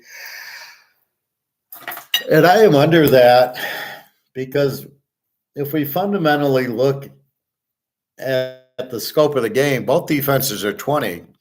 And the way KC's been playing, you gave up 10 points to the Lamar. What do you think Purdy's going to do? And Purdy looked like shit against the Lions. You got a little lucky. It hit the guy's face mask. And then you got the fumble by the Alabama guy. Geez, so surprising. So they got 14 easy points that you're not going to get from Kansas City. It ain't going to hit the safety on Kansas City and bounce up in the air and the guy catches it. And I never heard of the guy. So I hear the Lions. I know some of their names. I never heard of that guy. How are you out there and the ball hits you in the face mask? Oh, my God. And then this Ben Johnson yesterday turned down Seattle to be their head coach to come back to be the offensive coordinator of the Lions. Now, the problem is you're going to get the real hard schedule. Now you're going to get Buffalo, and you're going to get the Rams, and the Niners, and Dallas, and Philadelphia, and you're going to get Baltimore, and Buffalo, and Miami. You're not going to win, 12-5 this year? You'll be lucky to win 5 games next year. The Bears will be better. The Packers will be better. The Vikings will be better. So when you got all that, where are you going to get your wins from? And you're not going to be better. You're going to be worse because the Lions won't sign half the players. So they're lucky that the rookies hit because they won't sign any of the rookies. The Lions never do. Chris Spielman, Darius Slay, and then the guy on Philadelphia, the running back. He was on the Lions. They let him go, and they drafted this guy from Alabama, who I never heard of. I don't miss Alabama running backs or LSU running backs or anything like that.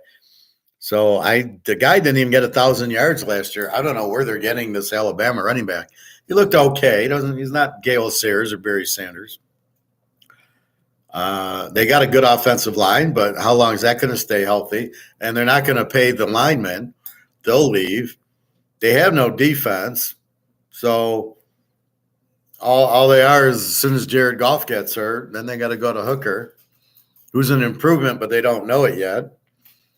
And I doubt they'll draft the big five guys that we love.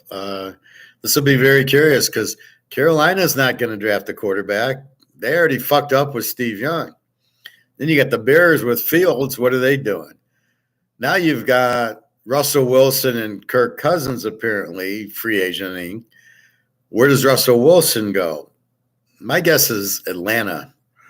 That kind of makes sense. He would go to Atlanta. They need a quarterback. And then you got Seattle really needs a quarterback. Geno Smith you ain't doing nothing with Geno Smith.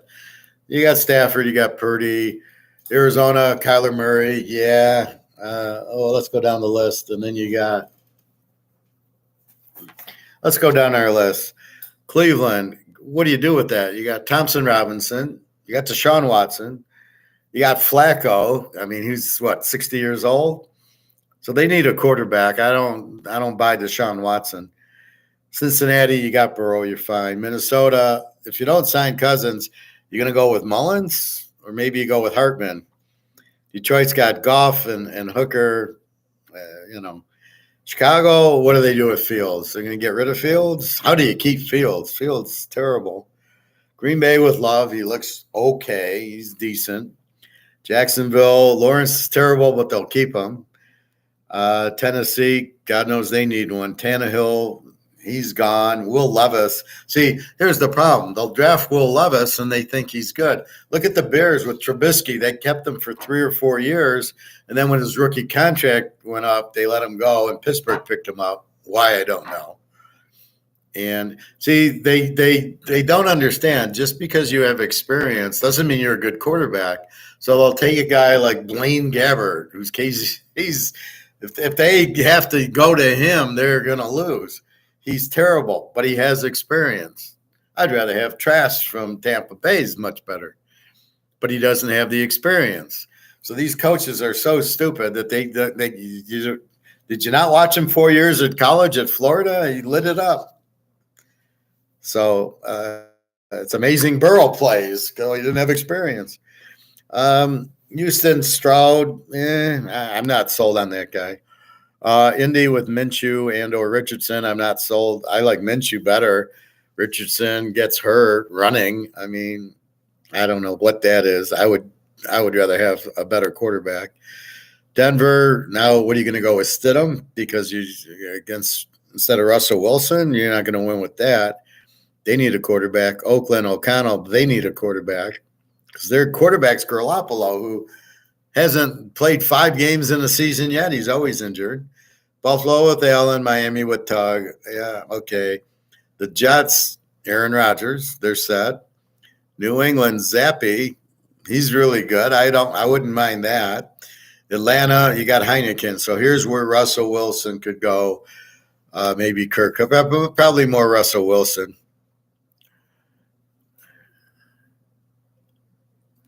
Gregor John, hi Bobby. I'm the host of the show.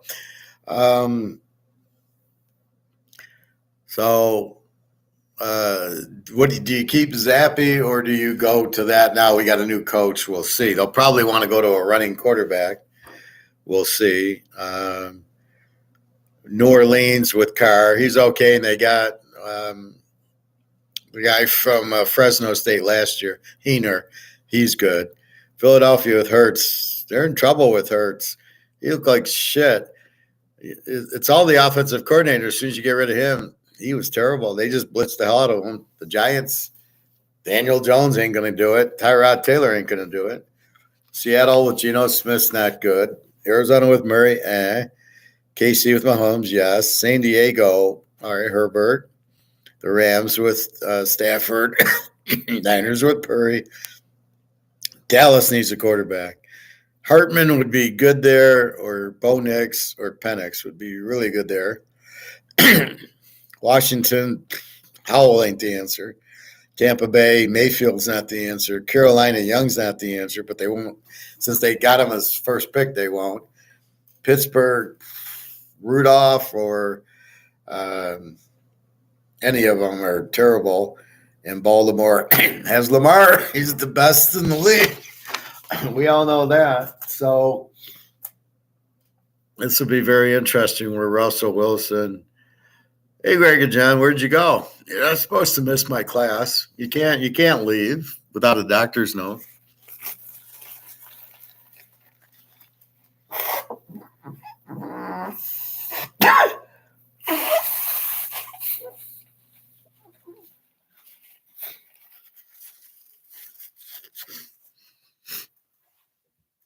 So, what do you do? So you're Carolina, you're kind of fucked because you got Young.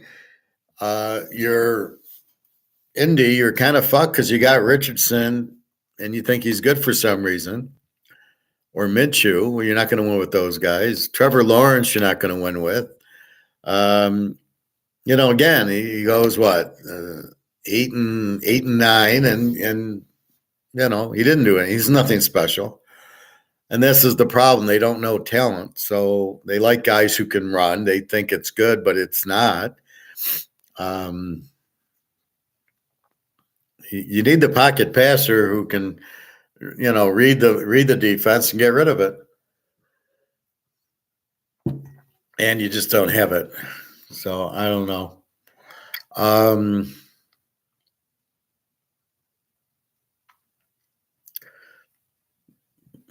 So that's the first thing. I was watching something on YouTube about the NFL defenses, and they all play this 2 deep zone or the 6 deep or 9 deep or whatever the fuck, all these zone defenses, and it's like, and they all copycat it. I mean, it's like we're going to run this or that, and the offenses, all you got to do to a zone is flood it and cross it, and then you put 4 receivers on one side, they can't cover all 4. And then if you cross them, they can't cover the crossers. So that's how you beat a zone. It's not hard. But everybody plays this 2 deep zone. Well, you know what you do with that? You run on it. But nobody has running backs. So that's what the Lions do. If they play the 2 deep zone, they run it. If they play 1 deep, then they throw on it. So again, it's just what the defense tells them to do or shows them what to do. So we got 2 and 47.5. Both are A teams. As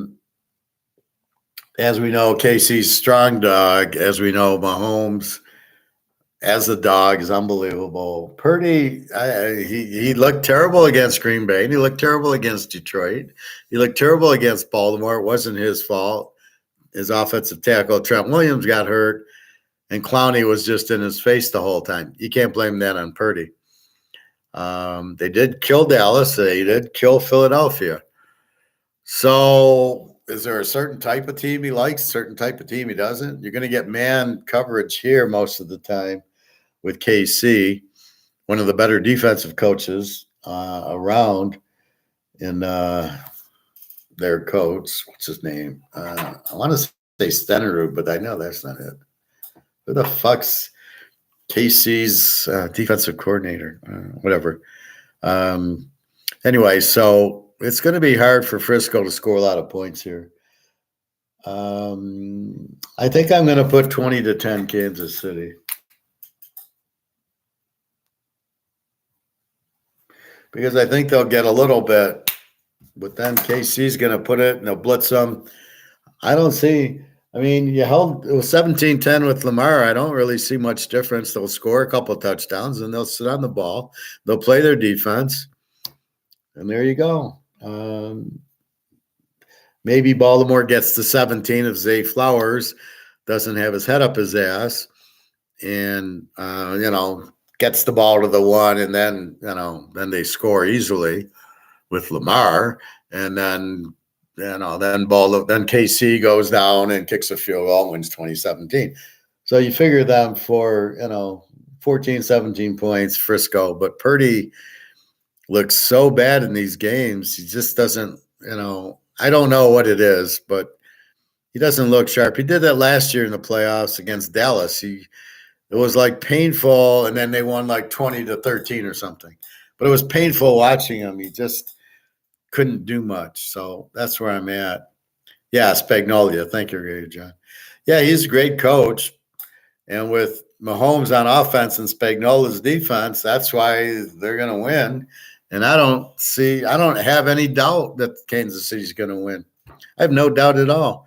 Because after watching the Lions play Frisco and Green Bay, I don't see Frisco is not in Kansas City's class. I thought Frisco is this great team. Not after watching them against the Lions, and yet they still had a 10-point lead against the Lions. They were down 24-7, and they still got a 10-point lead on the Lions. That's why you look at defense, because defense is the key. If Kansas City gets a 24-7 lead here, they win the game 27-10. I mean, there's no way the Niners are going to score 27 if Kansas City got 24.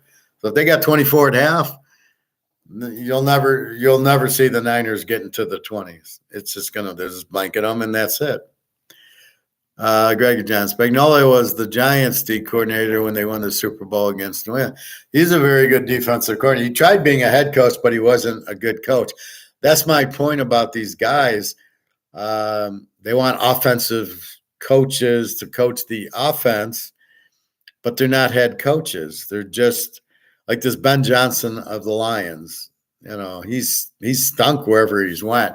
He's finally okay here, maybe, but where's his second half? The last against the Rams and against Frisco, he didn't show up. So he turns down a head coaching job. I don't know that he's a head coach. He's an offensive coordinator. I'm not arguing that point, but just because you're an offensive coordinator or a defensive coordinator does not make you a head coach. And that's the bitch I have, is they keep hiring these guys that are coordinators that have never coached before. And there's no way the players are going to listen to them, and they don't have a track record to say, this is the Steelers, this is the Packers, this is the 49ers, and we expect championships. Well, you can't do that in Detroit because they haven't won one in, 80 years now? And it kills me is Detroit's all excited. They won 2 playoff games. They had the second one against Tampa, whoop-de-doo. And they got lucky against the Rams because of that interference call that wasn't called for some reason. So with that said, the Lions will be lucky to make the playoffs next year. Again, they'll get the harder schedule, which is going to hurt them. And they got lucky with injuries. Well, between Goff and the running backs and this St. Clair who keeps playing, who nobody seems to cover. I never heard of him at USC, or he wasn't any good. So that's kind of a surprise. But,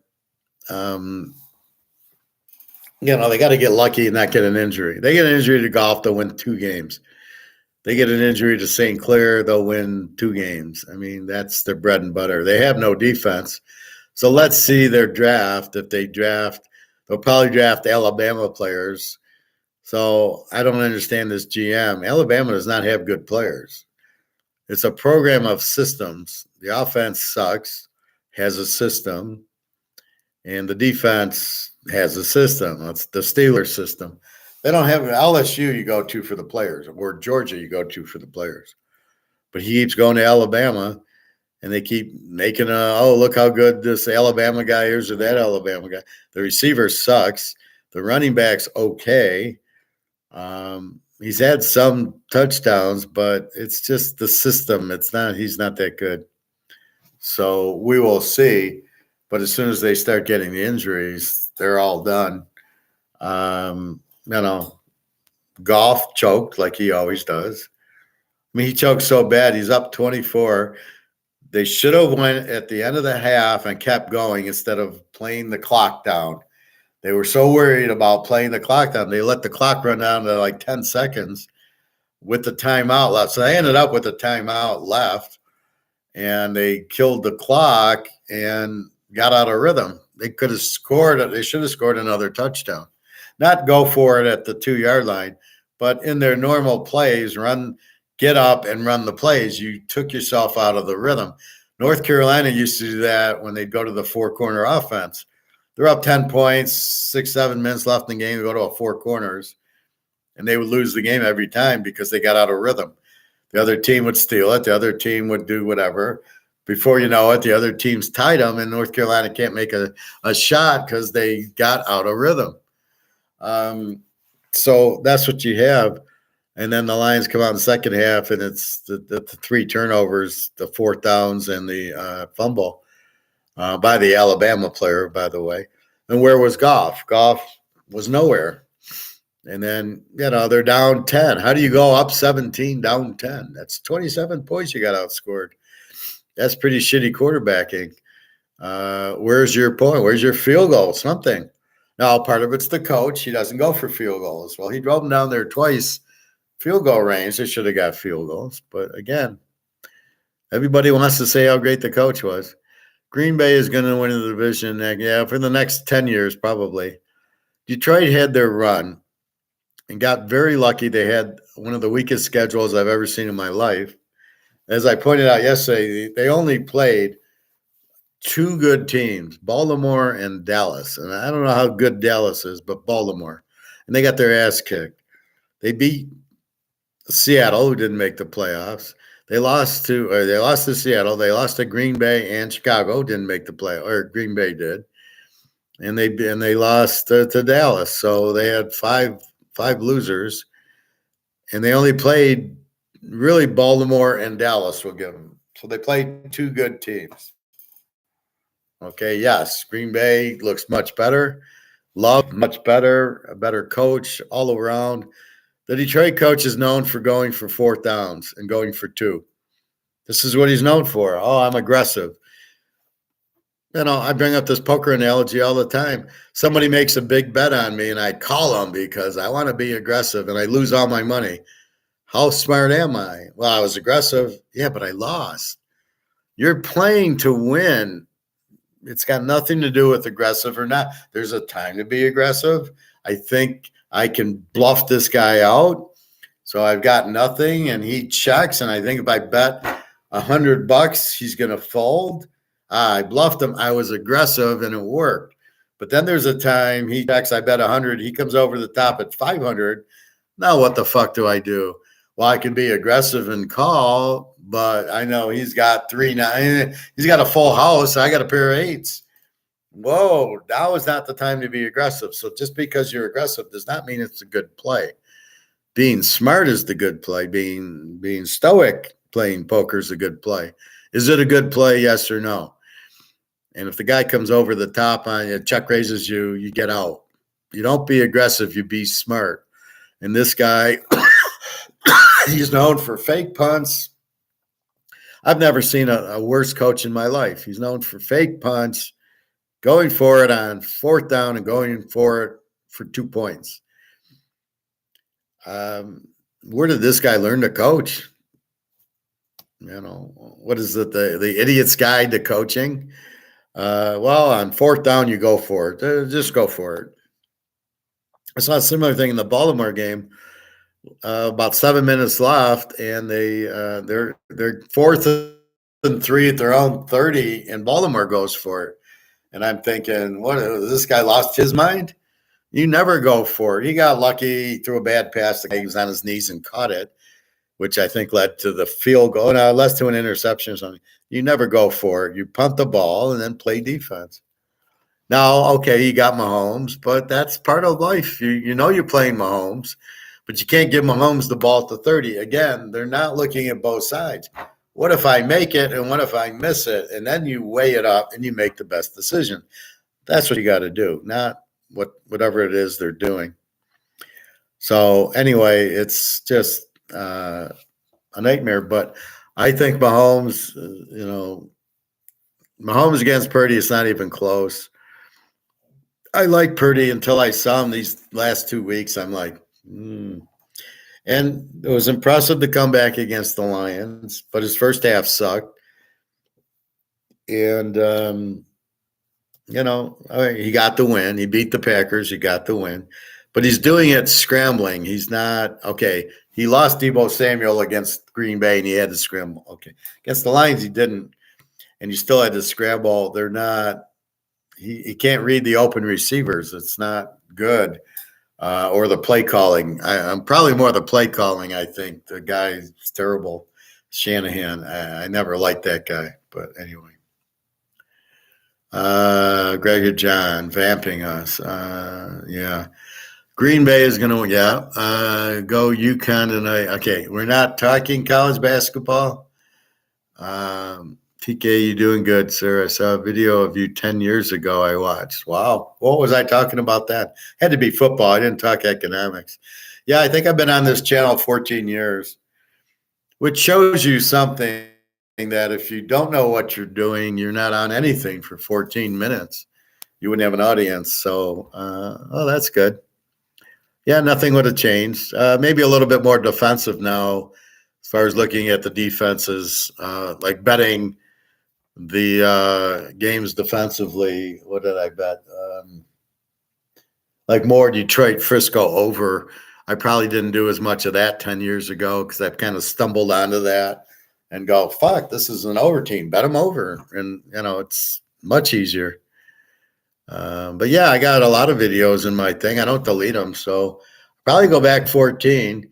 Take a look at my Boise State, Virginia Tech video with whatchamacallit, Kellen Moore.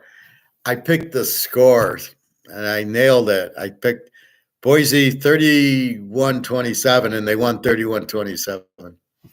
So that's how far back that goes.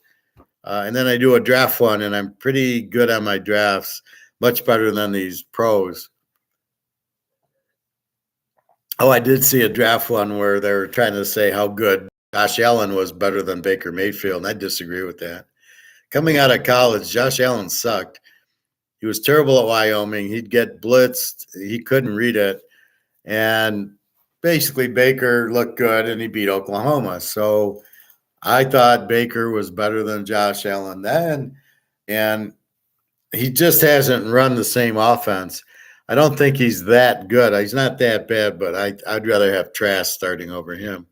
But he runs, basically. He's a big guy that runs. But as you can see in the playoffs, he doesn't do it. He doesn't win. And that's what you're looking for in a quarterback. You're not looking for a quarterback that can throw a 20-yard pass like Tag Tagliabue. How is he in a big game? He doesn't win them. How is he in a playoffs? He doesn't win them. What do I want him for? He doesn't win. He's not a good quarterback because he can't handle the big games. He didn't handle them in college. That's why you like Joe Burrow. Joe Burrow put up 50 points on everybody. Georgia, Alabama, Florida, and playoff, Clemson, Ohio State. I mean, he killed everybody. Or Clemson was the championship game. That's what you're looking at. That's what you're looking at. Guy's a winner. That's who I'm wanting. Not a Josh Allen or Mahomes or Mahomes. Not a Josh Allen or a Mayfield or somebody like that, or these, Young or whoever. That's just ridiculous.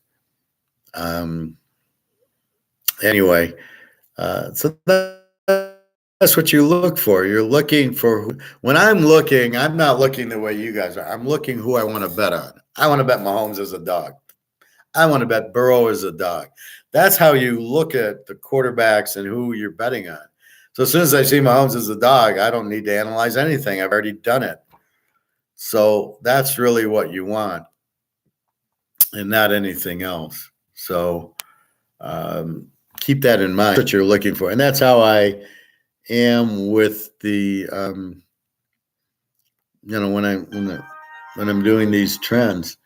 So anyway, keep that in mind. But yeah, I mean, I've done draft videos every year, and I would nail it. It wasn't hard, but I know what I'm looking for in college. That's how I can predict the college guys. So I'm sitting there talking Hartman and Bo Nix and Penix, maybe Caleb, although he's a crybaby, and there's one other one, the guy from LSU, Daniels. Those are the five I would go after. This Drake May I looked at. He had pretty good stats not last year, but the year before. He was like 40 and 10.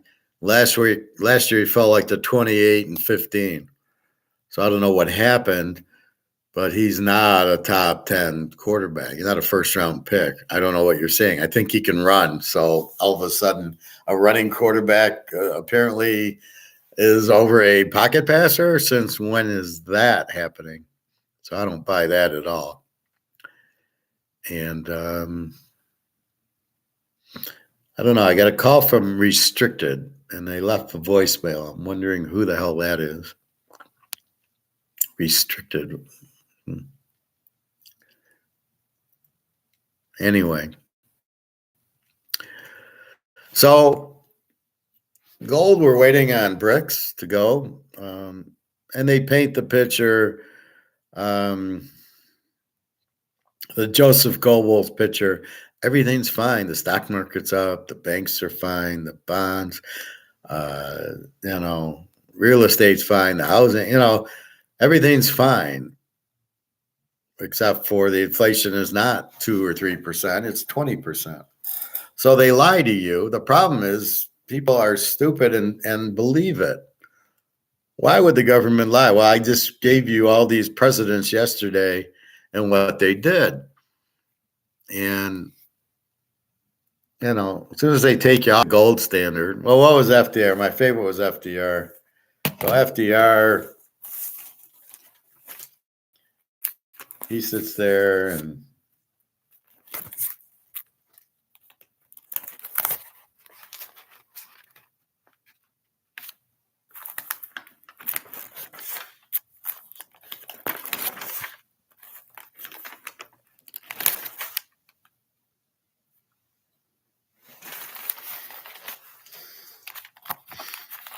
where is that?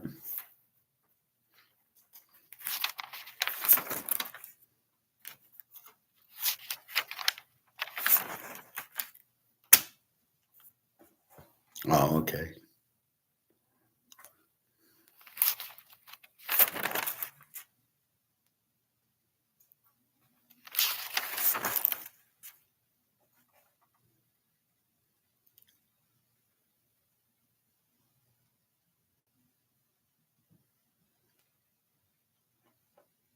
So the New Deal by FDR, free trade, gold standard, government spending reduced taxes, and deregulation. And he lies about every one of them. So how do you trust these government guys? I mean, it's just amazing to me. It makes no sense. So you always want free trade because you want to get the cost out of it. So if I were to sell you the Mahomes card, there's no tax on it. There's nothing. You bid $100, 50. Here you go. That's free trade. Not, oh, by the way, there's a 20% tax that you owe for buying it. That increases costs, which hurts the economy. So free trade, gold standard, you got to keep the money good, which they don't. It's amazing how many times they inflated it. And it's amazing how much money can be inflated without causing a problem. It's just staggering. Cut government spending because that's inflation. Reduce taxes because it takes money out of our pockets into theirs and they don't spend it as good. So that's not good. And then deregulation, which means let it go to free market. So all this is about free market. Just let it go. Let it be free. not this other bullshit. Don't raise tariffs, raise government spending, reflate the economy, raise taxes, keep wages up. This is the thing. So it's very easy to understand what to do. Free trade, gold standard, cut government spending, reduce taxes, and deregulate. That's the key to a growing economy, a growing country. You'll never have inflation with the gold standard. You'll never have unemployment. Everything's great. But why do they get away from it? I don't know. I mean, it just blows my mind. And then the central bank causes the 2000 bubble. They caused the 2008 housing problem, and now this problem where they're destroying the world. And then I showed you Soros's kid. You're like, he throws Trump in. It's like he doesn't understand anything. So how long will this kid have his money? Soros was a criminal and a Nazi, and he stole all the Nazi gold. That's where he got his money. Where's this guy going to get it? So he's got what, $20 billion or whatever. What's he going to do with it? He don't, And the best part is when the dollar goes to zero, that's what I'm going to love, is all these idiots losing all their money because they're very hurtful to us. And that's really what you've got to be careful with.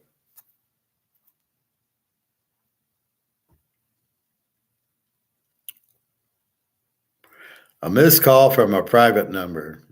Probably Kenzie.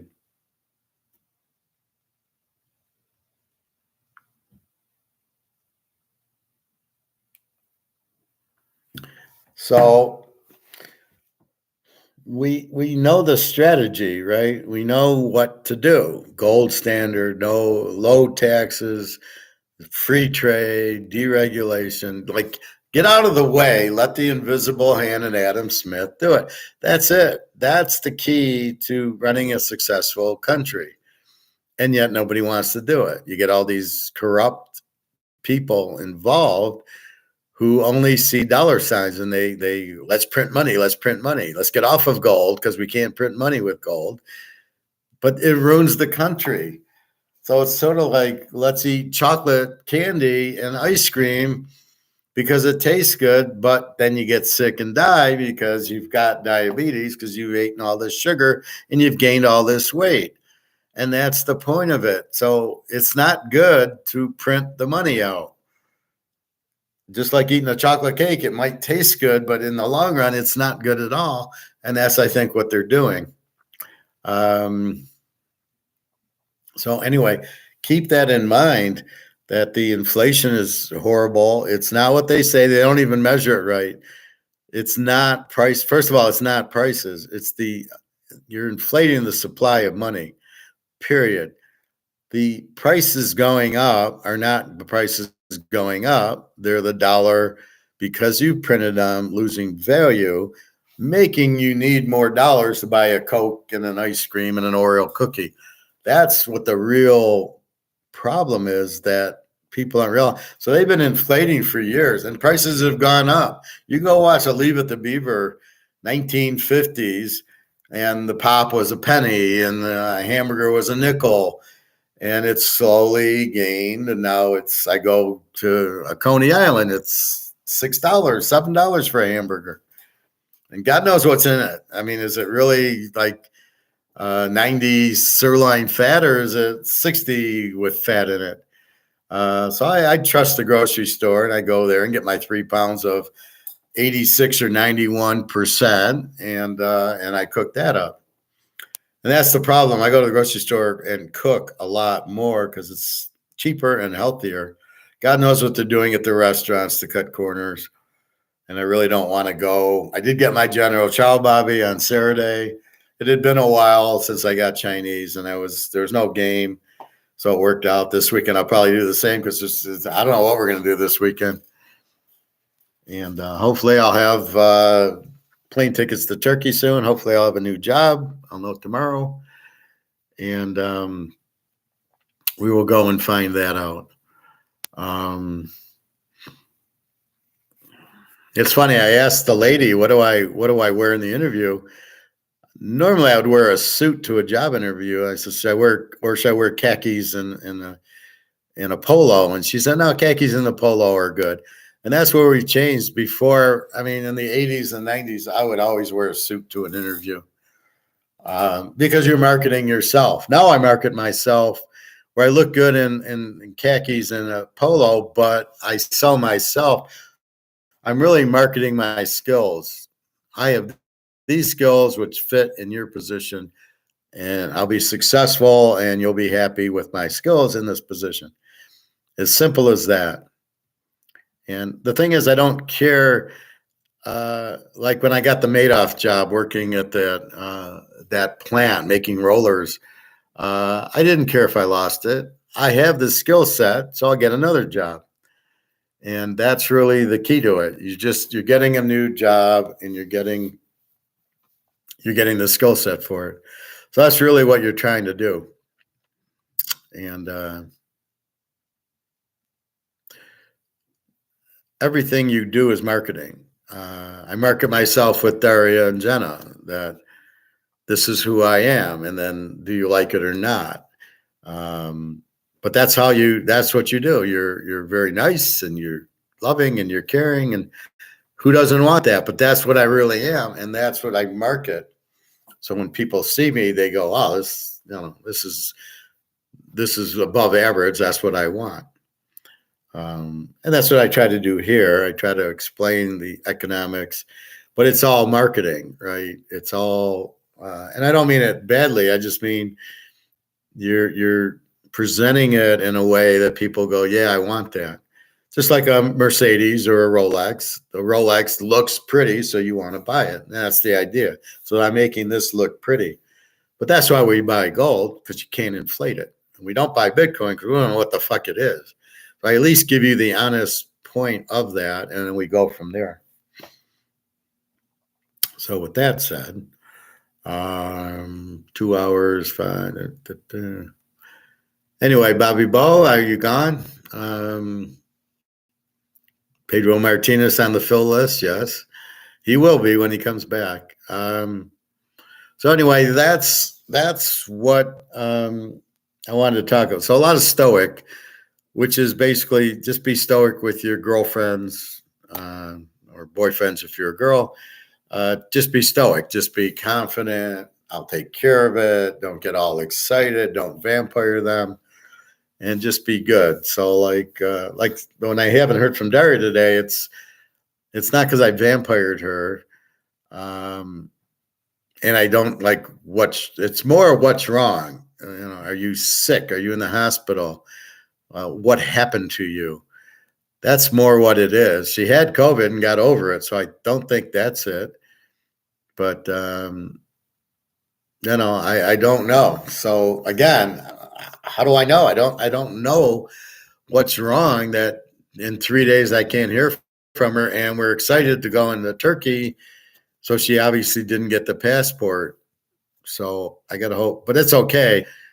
I still have a month. So I'm going to get ready for this interview tomorrow, although I'm pretty fucking ready for it anyway. Pretty good at,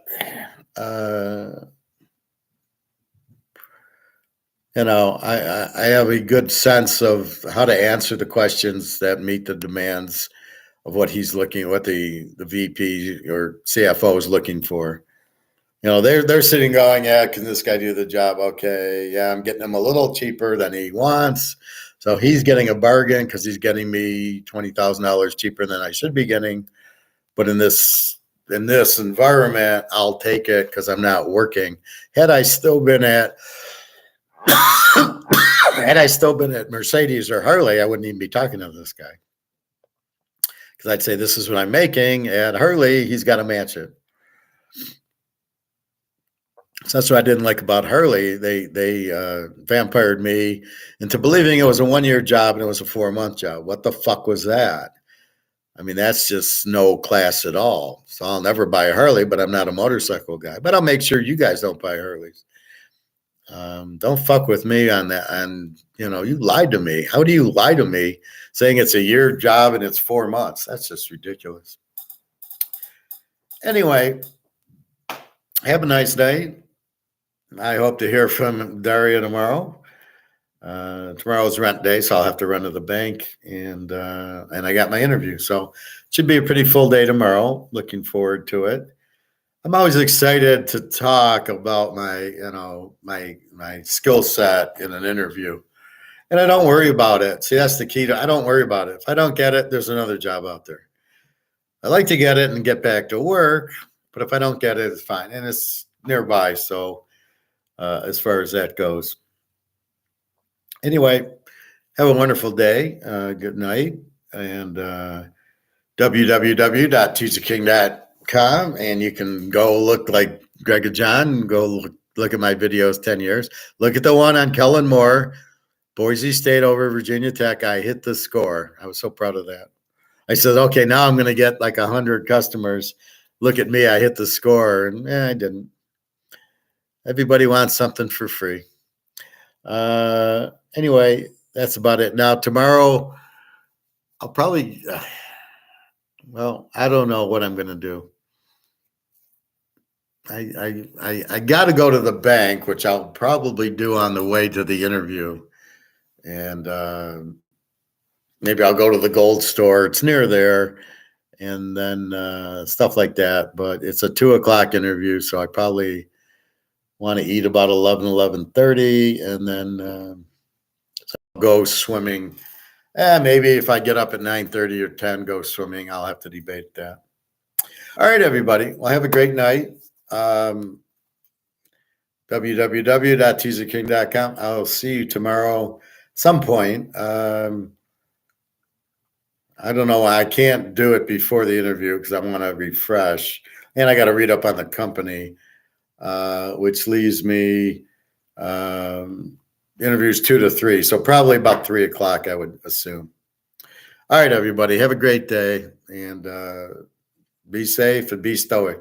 All right. Take care.